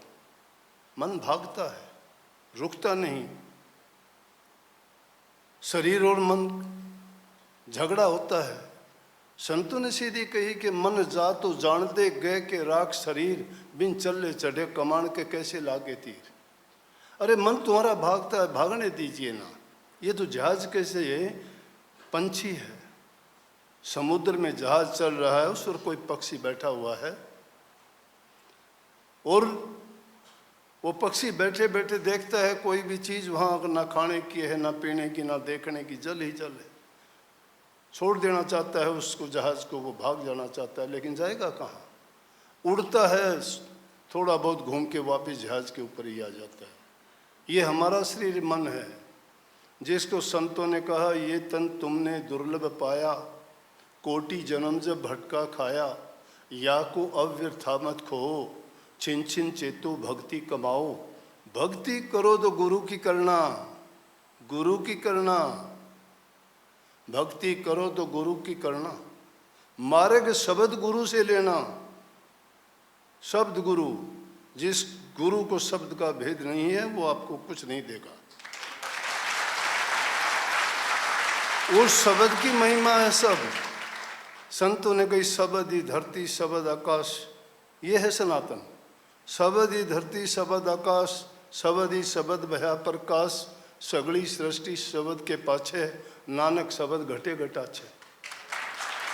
स्वामी जी महाराज ने फरमाया इसी शब्द को, शब्द ने रची त्रिलोकी सारी, शब्द से महिमा फैली भारी, शब्द ने सात दीप नौखंड कियारी, शब्द से सब कुछ भयारी। हम सब उस शब्द की खोज करते हैं। वही आदि है, वही अनादि है और वही अनंत है। आदि वही है, शुरुआत वही है, अनंत भी उसका वही है। वही शुरुआत, वही अंत, वही मध्य, वही सब कुछ है। उसकी खोज कैसे करें, कहाँ जाएंगे? उसकी खोजने का वो एकांत स्थान कहाँ मिलेगा? जंगलों में, पहाड़ों में, कंदराओं में, गुफाओं में जाओगे? खोजिए ना अपने अंदर में, ये है वो। इससे बड़ा एकांत कोई नहीं है। जाइए आपके अंदर में, 9 दरवाजे बंद करके 10वें दरवाजे की ओर, जहाँ ऊपर की ओर चलोगे, जहाँ ऋषियों ने, वाल्मीकि जैसे महापुरुषों ने कहा कि उल्टा नाम जप्या जग जाना, वाल्मीकि भय ब्रह्म समाना। उलट के जब चलोगे, मन को उलट के चलोगे, मन तो हमने दुनियादारियों को दे रखा है। घरों में प्यार प्रेम शांति नहीं है, बूढ़े बुजुर्गों की इज्जत कदर नहीं करते हो, चरित्र हमारा कुछ है नहीं, न किसी दूसरे पर दया, पर उपकार, पर हित की बात सोचते हैं। अब अगर ये हमारे मन में नहीं है, हमारे जीवन में नहीं है, तो क्या मिलेगा हमें? पहले अपने आप को उसके योग्य बनाइए ना। साधक उसी को कहते जो साधना करता है। साधु सोई जो साधन करता, तज के आलस वाद विवादा। वाद विवाद में नहीं पड़ता, आलस को छोड़ देता है। जैसे मुनीश्वरी ने बताया था कि वाणी का भी विमोहन होना चाहिए, सोने पर भी कंट्रोल होना चाहिए, खाने पर भी होना चाहिए। और महापुरुषों ने फरमाया था कि 5 जो हमारे कोष बने हुए हैं शरीर में, अन्नमय कोष है, मनमय कोष है, ज्ञानमय कोष है, विज्ञानमय कोष है, आनंदमय कोष है। जब हमारा अन्नमय कोष ही अच्छा नहीं है, कैसा अन्न खाते हैं हम? हमारे अन्न अगर शुद्ध नहीं है, पवित्र नहीं है, वो अगर गलत तरीके से कमाया गया अन्न है, उसको 1 मिनट भी अगर खाते हो, कोई एक दाना भी अगर खाया जाता है, इंसान के विचारों को विचलित कर देता है। कितने महापुरुषों ने ऐसा अन्न खाने के बाद उन्होंने अगले ही दिन ये प्रमाणित करके दिखा दिया कि मैंने जो कुछ खाया था वो गलत था। भीष्म पितामह जी की बात आपने सबने सुनी होगी। जब अंत समय में मृत्यु शैया पर तीरों पर लेटे हुए थे और पांडवों को जब वो राज ज्ञान देने लगे, तो द्रौपदी जी ने उनसे पूछा था, पितामह आज बड़ी ज्ञान ध्यान की बात बताते हैं आप, उस दिन आप कहाँ थे जिस दिन मुझे सभा में नंगा किया जा रहा था? तो कहने लगे कि बेटी मैंने दुर्योधन का अन्न खाया हुआ था। जब हम अच्छा अन्न नहीं खाते, किसी ऐसे आदमी से प्राप्त अन्न खाते हैं, तो वैसे ही हमारे विचार भी बनते हैं। अन्नमय कोश से मनमय कोश बनता है, मनमय कोश से वैसा ही ज्ञान होता है, ज्ञान से वैसा ही विज्ञान, हमारा जो ज्ञान है उससे भी ऊंचा, और विज्ञानमय कोश के बाद में आनंद मिलता है। इन चीज़ों की ओर तो हम ध्यान नहीं देता, अपना काम करके हम खाते नहीं हैं, दूसरे का दिया हुआ खाते हैं। कौन उसको बनाता है, कौन उसको लेके आता है, और फिर सोचते हैं कि हमारे विचार शुद्ध हो जाएंगे। चाहे लाख कोशिश करो, विचार शुद्ध नहीं हो सकते। शुद्ध विचारों के लिए आदमी को सम्यक जो 8 चीज़ें बताई, महात्मा बुद्ध ने भी वही बताई थी। उन्होंने यही तो कहा कि हर प्रकार से इंसान को पहले मन पवित्र होना चाहिए, विचार पवित्र होने चाहिए, जीवन पवित्र होना चाहिए, उनके ख्याल ऊंचे होने चाहिए। अब सीधे ही चल दिए भक्ति की ओर, ध्यान ध्यान ध्यान ध्यान। ध्यान किस चीज़ का करोगे? हवा में तीर चलाने से किसको घायल करना चाहते हो? किस चीज़ का ध्यान करोगे? शास्त्रों ने सीधा लिखा है, गुरु बिन ज्ञान नहीं, ज्ञान बिन ध्यान नहीं, ध्यान बिन भक्ति कहाँ है। ध्यान करोगे किसका करोगे? ध्यान करने के लिए है, इसे मन को रोकने के लिए भागता है ये रात दिन। कोई तो ऐसी इसको चीज़ चाहिए जिसमें लग जाए। अगर इसको नहीं लगाओगे तो ये तो ऐसा है कि दुनियादारी की चीज़ें सोचेगा, मजबूर है ये। इस 84 लाख योनि में तुलसीदास जी ने जो उनका वर्गीकरण किया है, गोस्वामी जी ने, उन्होंने कहा 9 लाख जल के जीव हैं, 10 लाख पखेरु जान, 11 कीट बिरंग हैं, 27 20 बखान, 30 लाख पशु योनि है, और 4 लाख नर होई, तुलसी इनमें राम भजे धन है सोई। धन्य तो वो है जो इस 84 लाख योनि में प्रभु की भक्ति करता है। नहीं तो दूसरी जो भोग योनियां हैं, जीव जंतु पशु पक्षी, जैसे भैया की उन्होंने बात बताई थी महात्मा जी ने कि कितनी उसमें कारीगरी है, किसने दी? प्रकृति ने दी, कुदरत ने दी। ये बात सही है। जितने भी जीव हैं वो अपना जातीय गुण लेके पैदा होते हैं, लेकिन इंसान अपनी जातीय गुण कोई लेके पैदा नहीं होता। हर इंसान को यहाँ आके सीखना पड़ता है। कोई भी चीज़ अगर इंसान सीखता है वो यहीं आके सीखता है। जीव जंतु पशु पक्षी कीट पतंगे जो भी देखोगे, उनके माँ बाप के जो भी गुण होंगे वो जन्म से ही साथ लेके आते। कछुआ अपने अंडे बाहर देता है पानी से, लेकिन जब वो अंडे से बच्चे निकलते हैं पानी की ओर ही भागते हैं। वो मगरमच्छ के बच्चे पानी से बाहर मिट्टी में जाके देता है, लेकिन जब वो अंडे से बाहर निकलते हैं तो वो भी पानी की खोज में उसी समय भागते हैं और पानी में तैरने लगते हैं, डूबते भी नहीं हैं। ये जातीय गुण वो लेके पैदा होते हैं। और कितने जीव जंतु, लेकिन इंसान को सब कुछ यहीं सीखना पड़ता है। अगर वो सीख के करता है, हमें यूँ एकत्रित होने की ज़रूरत नहीं थी, हम भी सीखने के लिए आए हैं। हमें शिक्षक की ज़रूरत है। शिक्षक ही गुरु है, वो रहबर है, इसीलिए तो गुरु की आवश्यकता पड़ती है। गुरु जब तक रास्ता दिख, और गुरु का ही ध्यान करना होता है। गुरु को गोविंद से बड़ा बताया गया है। सहजोबाई राजस्थान में हुई है, सहजोबाई राजस्थान में हुई है। उन्होंने तो परमात्मा से भी बड़ा गुरु को कहा है और प्रमाणिक करके दिखाया है। उनकी वाणी में यह आया, हरि तजों पर गुरु ना बिसारो। हरि के समान गुरु को ना, गुरु के समान हरि को नाय निहारूं। हरि ने 5 चोर दिए साथा, सतगुरु ने चौटाली समझ अनाथा। हरि ने अपना आपा छिपाया, सतगुरु ने दे दीपक दर्शाया। हरी रूठे तो रूठन दे, और तू भी दे सिटका, सतगुरु सिर पर राखी आप पे कर सरा। जिसके सिर के ऊपर सतगुरु है वो अपने आप संभाल लेगा उसको, और जिसका है ही नहीं कोई भी, उसको कौन संभालेगा। इसलिए गुरु का ध्यान कर, गुरु का ध्यान कर प्यारे, बिना इसके नहीं छूटना। गुरु का ध्यान करो, उसके बिना कोई छूटने का रास्ता नहीं है। ये ज्ञान आपको कौन बताता है, रास्ता कौन बताता है, भक्ति करने का तरीका कौन? गुरु, जो आपको गुरु बताता है किस तरीके से, किस रास्ते पे चल के अपने जीवन को साधें और किस प्रकार से हम इसका पूर्ण लाभ उठाएं। अगर हम ऐसे ही कह दें कि ध्यान करो, किस चीज़ का ध्यान करेंगे भाई? ध्यान कहाँ रुकेगा मन? करते हैं, करने के तरीके बहुत अलग अलग सब ने अपनाए हैं, लेकिन मंजिल एक ही है, उसी की तलाश में निकले हैं। और जिसकी तलाश में निकले हो, प्रभु ने ये भी इंतज़ाम सबके लिए किया है। अगर सच्चे बन के तुम चलोगे तो एक दिन तुम्हें वो रास्ता भी मिलेगा, गुरु भी मिलेगा। अनेकों जन्मों के बाद मनुष्य का चोला मिलता है। ये नहीं है कि ये हमारा आखिरी हो, ये भी नहीं है कि हमारा ये पहला जन्म हो। ये सिलसिला प्रकृति में चलता रहता है, लेकिन सबसे उत्तम चोला इसलिए है कि पांचों तत्व इंसान में मौजूद हैं, जिनको आप शायद जब इंसान का शरीर पूरा हो जाता है तो आप कार्डों में छापते हो, संदेश देते हो कि फलाना व्यक्ति 5 तत्व में विलीन हो गया। तो ये 5 तत्व का एक पुतला बनाया गया, लेकिन इसमें चेतन की जो धार है वो अगर नहीं रहे तो कुछ भी नहीं है। उसके कारण वो 5 तत्व काम करते हैं, और वही उसको ही अपने आप को पहचानना और जानना है। जो इंसान अपने आप को पहचान लेता है वो प्रभु को पहचान लेता है। ना किसी धर्म के चक्कर में पड़ो, ना किसी मज़हब के चक्कर में पड़ो, सिर्फ उस मालिक को मानो कि वो हाजिर नाजिर हर जगह है। हर जगह सब मानते हो, सर्व है, मान्य बात है। ये सब कहते हैं कि वो ओमनी प्रेजेंट, सर्वशक्तिमान है, वो ऑलमाइटी। और किस तरह से वो सब जगह होते हुए कहीं भी नहीं है, और कहीं भी ना होते हुए सब जगह है। ये है उसका। तो उसको कहाँ खोजोगे? कहीं दूर जाने की जरूरत नहीं। ध्यान साधना अगर करनी है तो मन को रोकना पड़ेगा। मन रुकेगा किसको? मन तब रुक सकता है कि मन को उससे ताकतवर चीज़ के अधीन कर दें। मन से ताकतवर कौन है? गुरु।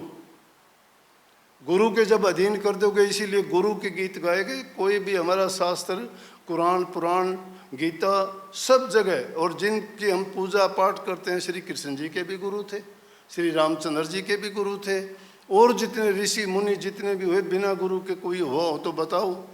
जो भी इस संसार में आया और जिन्होंने भी अपना कल्याण किया, आज इनकी महिमा हम गाते हैं, वो सिर्फ गुरु के कारण उनकी महिमा है। इसलिए गुरु को आगे लेके जो चलता है उसकी कभी हानि नहीं होती। प्रथम सीढ़ी है गुरु भक्ति, प्रथम सीढ़ी है गुरु भक्ति। गुरु भक्ति बिन काज न रति। गुरु भक्ति दृढ़ के करो पीछे और उपाय, बिन गुरु भक्ति मोह जग कभी न काटा जाए। मोटे बंधन जगत के गुरु भक्ति से काट, झिन्ने बंधन चित के कटे नाम प्रताप। ये मोटे बंधन जगत के तो गुरु की भक्ति से काटे जाएं। गुरु भक्ति है क्या? गुरु से प्रेम।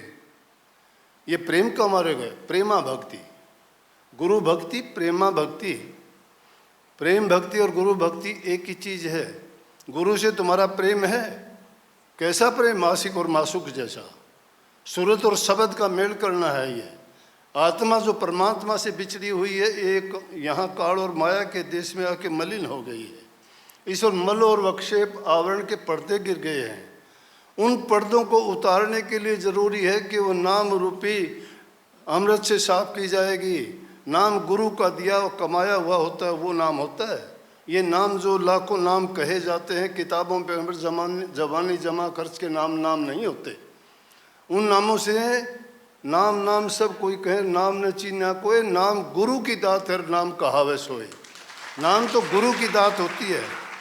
जो गुरु उसको दात बख्शता है, आशीर्वाद देता है, उसी से शिष्य के काम होते हैं। और गुरु अगर किसी से रूठ गया, गुरु का प्यार जिसको नहीं मिला, गुरु ने अगर अपनी नज़र फेर ली, उसको तो कोई बचा ही नहीं सकता। संत और राम को एक कर जानिए, दूसरा भेद न तनक आने। लाली जो छिपी है मेहंदी के पात में, दूध में घी इस भांत जाने। दास में संत में राम है, राम में संत, ये सत्य मन है। संत में राम है, राम में संत, ये सत्य मानो। वो एक ही ओतपोत में है। गुरु वही काम करता है जो परमात्मा करता है। गुरु के दिल में किसी के प्रति कोई द्वेष नहीं होता, कोई भेद नहीं होता, वो किसी को आप पक्षपात नहीं करते। इसीलिए कही कि कबीर गुरु सबको चाहे, गुरु को चाहे न कोई।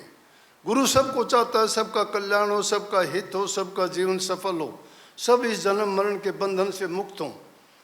दुनिया से तो मुक्त हो जाओगे प्राण छूटने के बाद में, शरीर से मुक्त हो जाओगे, लेकिन रूह फिर भी मुक्त नहीं होती है। उसने जो कर्म बनाए हैं, कर्म किए गए, उस कर्म के अनुसार उसको अगली योनि मिलती है।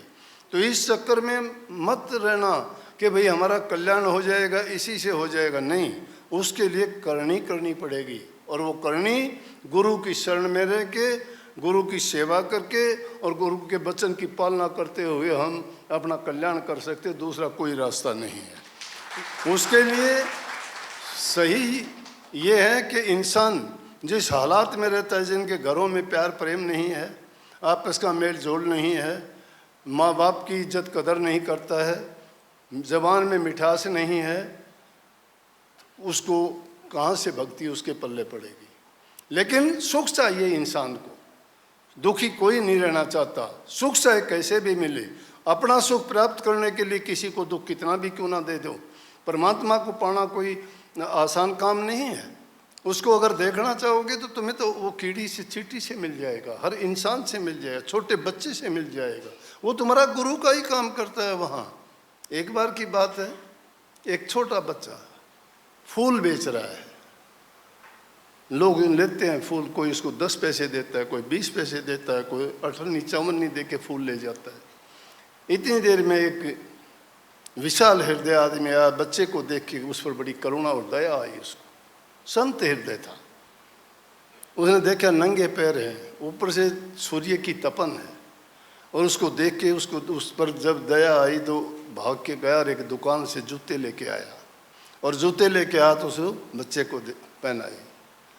बच्चे ने जूते पहन के कितना खुश हुआ, और उससे कहने लगा, आप परमात्मा हो, आप परमात्मा हो। बोला नहीं भैया, मैं परमात्मा नहीं हूँ। तो परमात्मा के दोस्त हो आप? ने बोला वो भी नहीं हूँ मैं।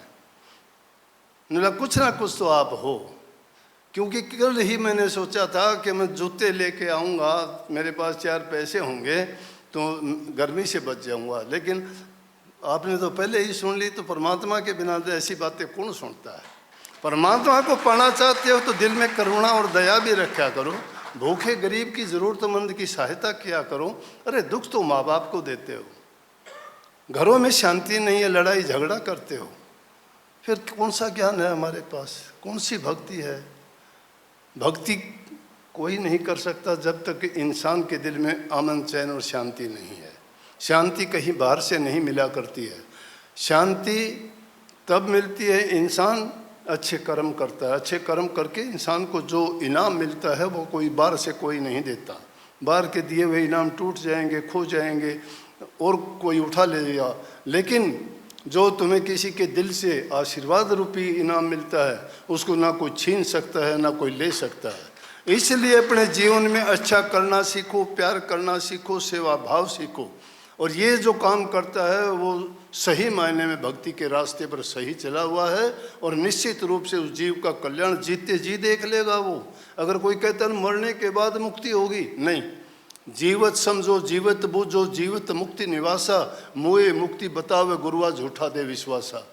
जो कहते हैं कि मरने के बाद तेरी मुक्ति होगी, ये ऐसे कहने वाले झूठे हैं, पाखंड है, कपट है। ये ऐसे नहीं। जो इंसान इसी जीवन में करके देखो तुमने क्या प्राप्त कर लिया। आप भक्ति में लगे हुए हो, ध्यान लगाते हो, ध्यान कितनी समय के लिए लगाते हो, कितनी देर ध्यान लगता है? 1 सेकंड के लिए भी ध्यान नहीं लगता है। ध्यान ठहर जाना होता है, अपने आप पे को खो देना होता है। खोते हो कभी अपने आप को? चेतनता रहती है आपको अपने शरीर की होश है, आपको दूसरे की आने जाने का भी पता होता है, कौन आता है, कौन बोलता है, कौन क्या। ध्यान कहाँ हुआ वो? अरे ध्यान कहाँ हुआ? ध्यान तो वो होता है कि इंसान खो जाए कुछ समय के लिए, दुनिया ठहर जाए, उसको पता ही ना हो मैं कहाँ हूँ, क्या है क्या नहीं है। जिसने अपने आप को भी भूल गया, अपने आप को भी खो दिया, जब तक वो तारतम्य एक नहीं हो जाता, वननेस है वो। क्यों कहते हो गॉड इज वन?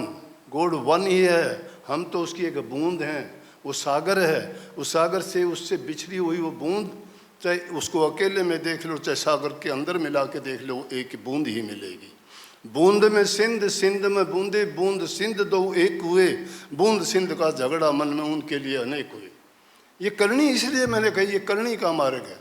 करनी जब तक करते नहीं, वो बातें मैं बढ़ाऊंगा लाखों, आप कितनी कह दी और कह दूंगा, 100-50 बोलते हैं रोजाना, हम कहते हैं, लेकिन करनी अगर नहीं करूंगा, मेरी बात का असर नहीं होगा आपके ऊपर, वो बातें थोथी लगेंगी। गोली बंदूक में डाल के चलाएंगे, वही आपको मारेगी। अगर हाथ में लेके मारेंगे, आप पर कोई असर नहीं करेगी वो। इसलिए करनी बड़ी है, करनी करो, करनी करोगे उसी का परिणाम आपको मिलेगा।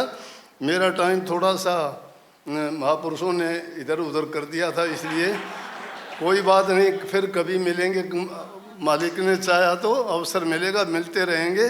और मुझे जो आनंद और खुशी आपके बीच आके मिली है, उसका मैं वर्णन कर नहीं सकता।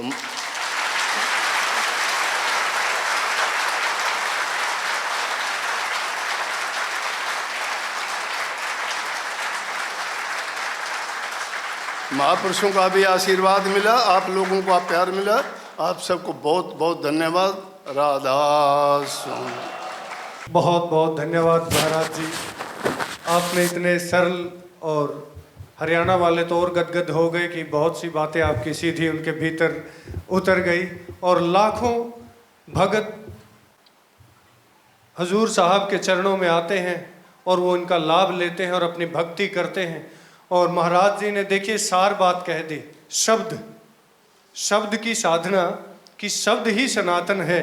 कबीरदास जी कहते हैं, सुरती निरती शब्द कहिबे को है तीन, सुरती पलटी निरती लगी निरती शब्द में लीन। और साधो शब्द साधना कीजिए, कि किसी भी संत की कसौटी शब्द है, और वही उसके साथ साथ हमें साधना के साथ समाज में परोपकार के काम करने चाहिए। और स्वयं को जब तक नहीं सुधारेंगे, तब तक उस परमात्मा को क्या पा सकते हैं। इश्क खुद से नहीं हुआ है जिसको, उसको खुदा से भी प्यार क्या होगा। नाद से नूर से है जो गाफिल, उसको दीदारे यार क्या होगा। ये मेरा नहीं, गुरुदेव का कहना है। तो मैं गुरुदेव का परिचय 2 लाइनों में ही देता हूँ।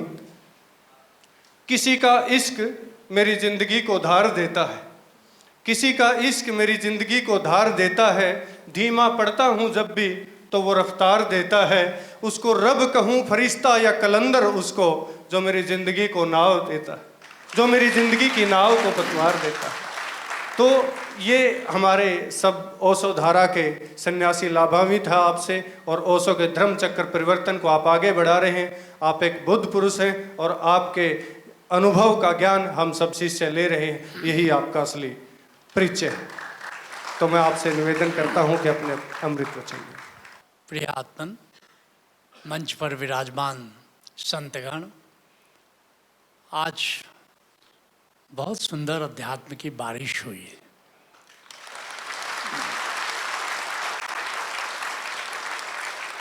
पहले दिन से एक सामंजस्य देख रहा हूँ प्रकृति में और संत समागम में।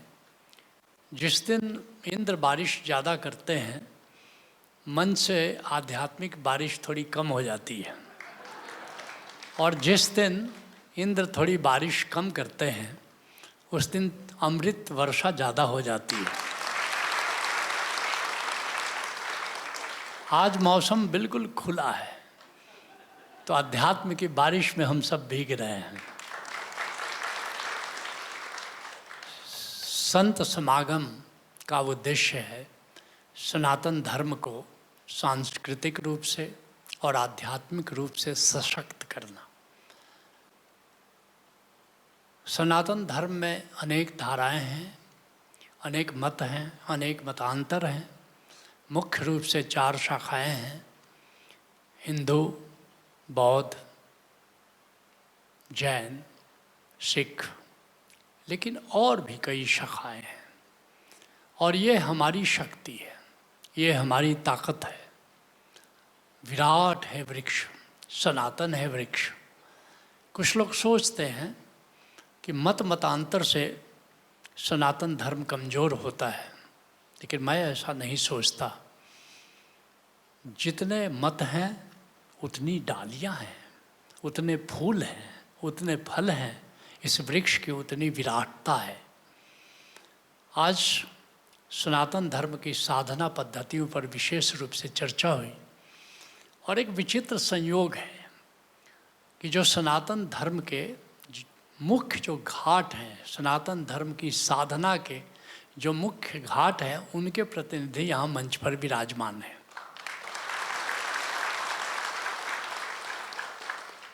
सभी संत सहमत हैं कि साधना के 4 घाट हैं।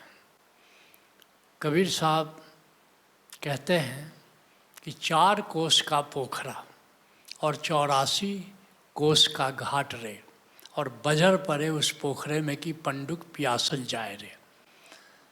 कहते हैं कि 4 घाट है और 84 कोस का पोखरा, 84 लाख योनियाँ हैं, लेकिन जो जीव है, वो पंडुक जो पंछी है, वो प्यासा रह जाता है क्योंकि उस सरोवर में नहीं उतरता, बस घाटों में ही भरमता रह जाता है, सरोवर में नहीं उतरता। ये सारे जो घाट हैं, 4 मुख्य घाट हैं, और इन चारों घाटों को निर्मित किया है हमारे ऋषियों ने, मुनियों ने, बुद्धों ने, तीर्थंकरों ने, अवतारों ने, कि हम उस सरोवर में उतरें, और उस सरोवर का नाम है आनंद सरोवर।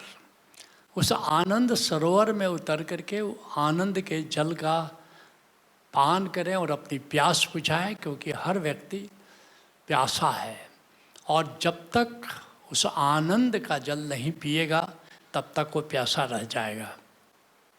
4 घाटों में पहला घाट कह सकते हो साक्षी का घाट। भगवान कृष्ण कह सकते हो उसके मुख्य प्रस्तोता है। भगवान कृष्ण के पहले भी साक्षी घाट के प्रस्तोता हुए, अष्टावक्र हुए, महर्षि कपिल हुए, राजर्षि जनक हुए, आज के युग में जय कृष्ण मूर्ति का नाम ले सकते हो।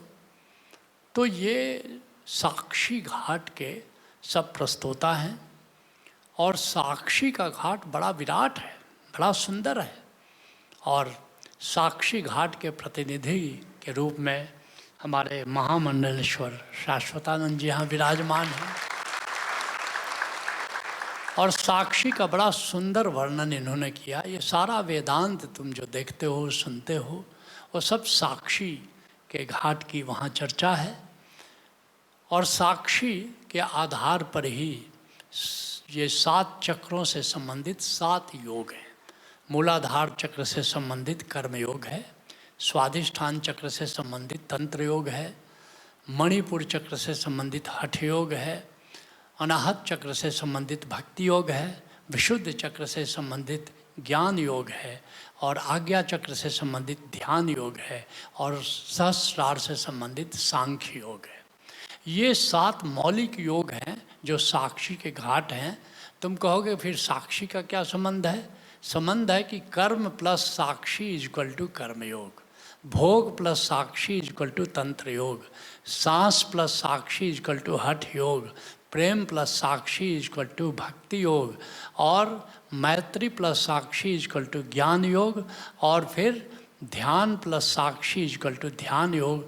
और जहाँ विशुद्ध बोध रह जाता है, एको विशुद्ध बोधो हम, कहते हैं अष्टावक्र जनक से, एको विशुद्ध बोधो हम इति निश्चय वहनिना प्रज्वाल्या अज्ञान गहनम वीत शोको सुखी भवा।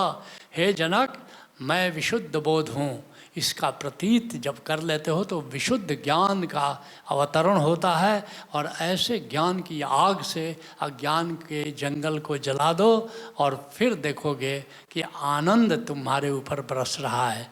तो ये जो साक्षी का घाट है, ये बड़ा अनूठा है, और भगवान कृष्ण ने गीता के माध्यम से साक्षी का ज्ञान दिया। और यूँ तो मौलिक 7 योग हैं, लेकिन मुख्य रूप से गीता में भगवान कृष्ण ने ज्ञान योग, भक्ति योग और कर्म योग की शिक्षा दी है, और इतना विराट ग्रंथ है गीता, तुम सब जानते हो। तो ये साक्षी का घाट, वेदांत का घाट अवेयरनेस का घाट, बोध का घाट, बड़ा प्यारा घाट है। और अनेक अनेक ऋषि महर्षि इस घाट के माध्यम से उस सरोवर तक उतरने की हमें शिक्षा देते हैं। दूसरा जो घाट है, बड़ा महत्वपूर्ण घाट है, ध्यान का घाट है। बड़ा अद्भुत घाट है। साक्षी क्या है? स्वयं को आत्मा जानते हुए मजा लेना, बहिर्जगत का भी मजा लेना, अंतर जगत का भी मजा लेना, इस क्षण का मजा लेना साक्षी है। याद रखना, इस क्षण में प्रतिष्ठित हो जाना साक्षी है। और ध्यान, ध्यान क्या है? जो भीतर शून्य है। गौतम बुद्ध इसके मुख्य प्रस्तोता है। भगवान महावीर, गौतम बुद्ध मुख्य प्रस्तोता हैं ध्यान के घाट के। कह सकते हो कि जितने भी जैन धर्म की परंपरा है, जितने भी बौद्ध धर्म की परंपरा है, वो ध्यान के घाट से संबंधित है।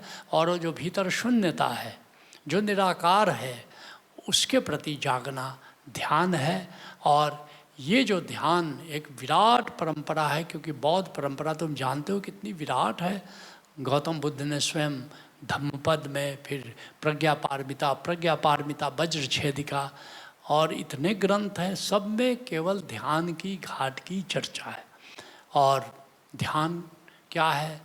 ध्यान के नाम से बहुत बातें की जाती हैं, लेकिन ध्यान का संबंध आकार से नहीं, निराकार से है। ध्यान का संबंध बाहर से नहीं, भीतर से है। बस बड़ा सुंदर बताया ध्यान कैसे किया जाता है हमारे मुनि महाराज जी ने, कि कैसे शरीर को स्थिर करना है, कैसे भीतर शून्यता के प्रति जागना है। और बिल्कुल बड़ा सुंदर कहा कि effortless, choicelessness, thoughtlessness and awareness. जब अवेयरनेस में ठहर जाते हो तो फिर ध्यान लग जाता है। तो बहुत ही सुंदर परंपरा है हमारे सनातन धर्म की, बौद्ध धर्म और जैन धर्म, जो ध्यान के घाट से संबंधित है। ध्यान के माध्यम से आनंद सरोवर में ये लोग उतरते हैं और उस आनंद के जल का पान करते हैं। जो तीसरा घाट है वो है गुरु गोरखनाथ जी से संबंधित है, संत मत से संबंधित है। वो है सुमिरन का घाट। सुमिरन के घाट का जो मूल तत्व है वो ओंकार है। और जो मुख्य प्रस्तोता है गुरु गोरखनाथ हैं। गुरु गोरखनाथ के इस परंपरा में, सुमिरन के घाट में कह सकते हो कि गोरखनाथ जी के बाद जो सबसे मुख्य प्रस्तोता हुए संत कबीर हुए। और वहाँ से संत मत आगे बढ़ता है। बल्कि गुरुमत कबीर साहब के ही शिष्य हैं गुरु नानक देव जी। बहुत थोड़े लोग इसको जानते हैं। सारा का सारा गुरुमत ये सुमिरन के घाट से संबंधित है। सारा का सारा संत मत सुमिरन के घाट से संबंधित है। आपने देखा कि हमारे संत कंवल साहब जी ने कितना सुंदर कहा कि, और कोट किया कबीर साहब को, नानक देव को, सहजों को, राधा स्वामी के प्रवर्तक शिवदयाल सिंह जी को। तो ये सारे संत जो हैं ये सुमिरन के घाट के प्रतिनिधि हैं। और कहते हैं ओशो कि अगर 100 लोग बुद्ध हुए हैं, 100 लोग मुक्ति को जीते जी मुक्ति को उपलब्ध हुए हैं, तो 99 संत मत के द्वारा उपलब्ध हुए हैं। इसको संतों ने सहज योग भी कहा है। और सहज योग कहो, संत मत कहो, गुरुमत कहो, तुम्हें आश्चर्य होगा कि इस्लाम में एक ही मत ऐसा है जो साधना से संबंधित है, वो है सूफी मत। वो भी सुमिरन के घाट पर ही आधारित है और बहुत ही अद्भुत मत है। और सनातन धर्म के अंतर्गत जो संतों की विराट श्रृंखला देखते हो, कबीर साहब को देखते हो, फिर पलटू साहब, दादू साहब, दरिया साहब बिहार, दरिया साहब राजस्थान, सहजों को, दया को, चरण दास जी को, ये जो राधा स्वामी मत ये बड़ा अद्भुत है। अभी भी जीवंत परंपरा इसकी चलती है। जैसे शिवदयाल सिंह जी के गुरु तुलसी साहब के जो गुरु थे चरण दास जी, और इस तरह चरण दास जी के गुरु सुखदेव दास जी। ये अद्भुत परंपरा है और आज भी इस परंपरा में जीवंतता है। आज भी इस परंपरा में जीवित सद्गुरु हो रहे हैं। तो बहुत, और अगर आज कोई चौथा अगर संत यहाँ विराजमान होता तो निश्चित मुझे पता है कि वो चौथे घाट का प्रतिनिधि होता, और वो चौथा घाट है समाधि का घाट, जिसके मुख्य प्रस्तोता पतंजलि हैं। और पतंजलि समाधि की बात करते हैं। कम से कम ये जो 3 घाट हैं, सुमिरन का घाट है, ध्यान का घाट है, साक्षी का घाट है, ये जागरूकता की बात करता है। लेकिन पतंजलि जागरूकता की बात नहीं करते, पतंजलि लयता की बात करते हैं और समाधि की बात करते हैं। समाधि क्या है? जागृत, स्वप्न, सुषुप्नि, तुर्यावस्था, तुर्यातीत अवस्था, ये 5 अवस्थाओं की चर्चा हमारे संतों ने की है। जागृत अवस्था तुम सब जानते हो।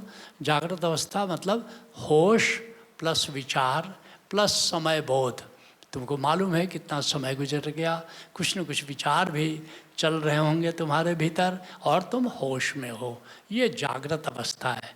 सुषुप्ति अवस्था क्या है? बेहोशी प्लस निर्विचार प्लस समय का कोई बोध नहीं, ये सुषुप्ति है। तुम सब जानते हो, सब सोते हो, वहाँ कोई होश नहीं रहता। गाढ़ी निद्रा में कोई विचार नहीं होता, गाढ़ी निद्रा में समय का कोई ज्ञान नहीं होता, ये सुषुप्ति है। पहले जो जिसे तुम परिचित हो उसकी बात कर लेते हैं। फिर क्या होता है? जो तीसरी अवस्था स्वप्नावस्था है, बेहोशी प्लस विचार प्लस समय का ज्ञान। हाँ, वो समय कोई और होता है। जागृत अवस्था में जो समय देखते हो उस समय से उसका लेना देना नहीं, मगर कुछ समय होता है। विचार भी स्वप्न की तरह जो आते हैं, वो विचार कुछ और तरह से होते हैं, बेहोशी में चलते हैं, ये स्वप्नावस्था है। अब चौथी अवस्था जो तुर्यावस्था है, यहाँ अब क्या होता है? होश है लेकिन प्रति है। किसके प्रति होश है? निराकार के प्रति होश है। किसके प्रति होश है? नाद के प्रति होश है, नूर के प्रति होश है, अमृत के प्रति होश है और चैतन्य के प्रति होश है। बल्कि चैतन्य के प्रति क्या, चैतन्य ही को होश है कि क्या है। फिर प्रेम के प्रति होश है, आनंद के प्रति होश है, ऊर्जा के प्रति, शक्ति के प्रति, उमंग के प्रति, मंगल, ये आत्मा के 21 आयाम हैं। इन सब के प्रति होश रहता है और तुम उस निराकार के खजाने के साक्षी होते हो और सुरत शब्द योग के माध्यम से ओंकार का श्रवण करते हो।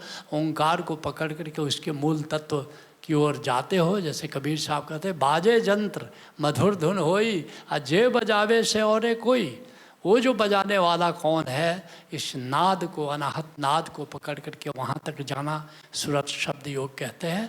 कहते हैं, दादू अचेत न हो ये, चेतन सो कर चित्त, अनहद जहते उपजे, खोजो तहि नित्य।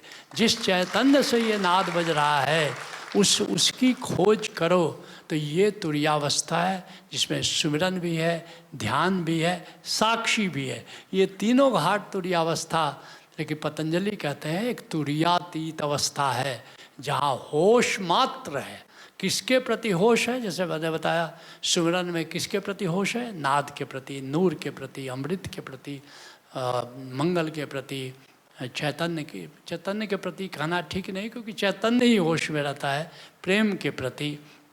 लेकिन पतंजलि कहते हैं एक तुर्यावस्था है जहाँ प्रति भी खो जाती है। किस होश है? होश मात्र है, जस्ट अवेयरनेस है जहाँ पर, वहाँ तुम लय हो गए और वहाँ पर क्या होता है? होश मात्र है। किसके प्रति होश है ये भी नहीं जानते। विचार तो तुर्यावस्था में ही ख़त्म हो जाता है, विचार तुर्यावस्था में समाप्त हो जाता है। और यहाँ पर तुर्यातीत अवस्था में किसके प्रति से? ध्यान में पता है निराकार के प्रति होश, सुमिरन में पता है कि ज्ञेय के प्रति तुम ज्ञाता हो, ज्ञेय के प्रति होश है, साक्षी में भी तुमको अपनी आत्मा के प्रति होश रहता है जब तुम जीते हो, कुछ कर्म करते हो। लेकिन वहाँ बिल्कुल लय हो जब हो जाते हो। सुंदरदास जहाँ कहते हैं कि जैसे कोई नमक का जो टुकड़ा है वो समुद्र में जाए और समुद्र को नापने चले और समुद्र में ही विलीन हो जाए, कुछ ऐसी ही दशा समाधि में होती है। तो आज तुमने देखा कि 3 प्रमुख घाटों का इतना सुंदर ढंग से हमारे संतों ने प्रस्तुत किया कि मैं तो मुग्ध हो गया, बहुत ही सुंदर किया। और तुम सब जानते हो, तुम सब मैं अपने संतों को बताना चाहूँगा कि जैसे ओशो धारा में 28 तल के कार्यक्रम हैं। प्रथम जो 14 तल का कार्यक्रम है वह कह सकते हो ज्ञान योग से संबंधित है। आत्मा का अनुभव, आत्मा के विभिन्न आयामों का, नाद का, नूर का, चैतन्य का, ऊर्जा का, मंगल का, आनंद का, प्रेम का, वो जो आयाम आत्मा के हैं उन आयामों से न केवल परिचित कराया जाता है बल्कि उनके माध्यम से समाधि में ले जाया जाता है। फिर जो 15 से 28 तल के कार्यक्रम है उस सुमिरन के कार्यक्रम है, संत मत के कार्यक्रम है, जहाँ पर सहज सुमिरन से लेकर चरैवेदी तक की साधना कराई जाती है, वो भक्ति योग की सराहना कराई जाती है। और फिर 42 प्रज्ञा कार्यक्रम हैं जिसके माध्यम से कर्म योग की समझ दी जाती है। प्रेम प्रज्ञा है, मंगल प्रज्ञा है, ओशो प्रज्ञा है, दाम्पत्य प्रज्ञा, वात्सल्य प्रज्ञा, ये जीवन जीने की कला उसके माध्यम से सिखाई जाती है। और अभी जब संत सम्मेलन करने का भाव आया तो हमने कहा कि कुछ हमारे अब चरैवेदी के साधक यहाँ बैठे हैं, आप 28वें तल के जो साधक यहाँ बैठे हैं, तो इनसे बढ़िया श्रोता कहीं भी मिलना बड़ा मुश्किल है, क्योंकि ये सब ऐसा है, अगर आप अष्टावक्र की तरह हमारे संत हैं तो ये सब जनक की तरह यहाँ पर बैठे हैं। और आप जो भी कह रहे हैं मैं आपको कहना चाहूँगा, ये सब आपकी बातों को समझ रहे हैं, उसका अमृत पान कर रहे हैं, उसमें इनकी क्षमता है। तो मैं आप सबको बहुत बहुत धन्यवाद देना चाहूँगा कि आपने हमारे आमंत्रण को स्वीकार किया। और भविष्य में हमारा संकल्प है कि हर वर्ष हम करीब करीब इसी समय संत समागम का आयोजन किया करेंगे और आपसे निवेदन करेंगे कि हमारा निमंत्रण आप आगे भी स्वीकार करेंगे। तो बहुत बहुत धन्यवाद। और आप सबको कि जिस तरह आप बिल्कुल सीपी बन करके संतों के वचन को ग्रहण करते हैं और मोती बना लेते हैं, तो आपको भी बहुत बहुत धन्यवाद। हरि ओम तत्सत।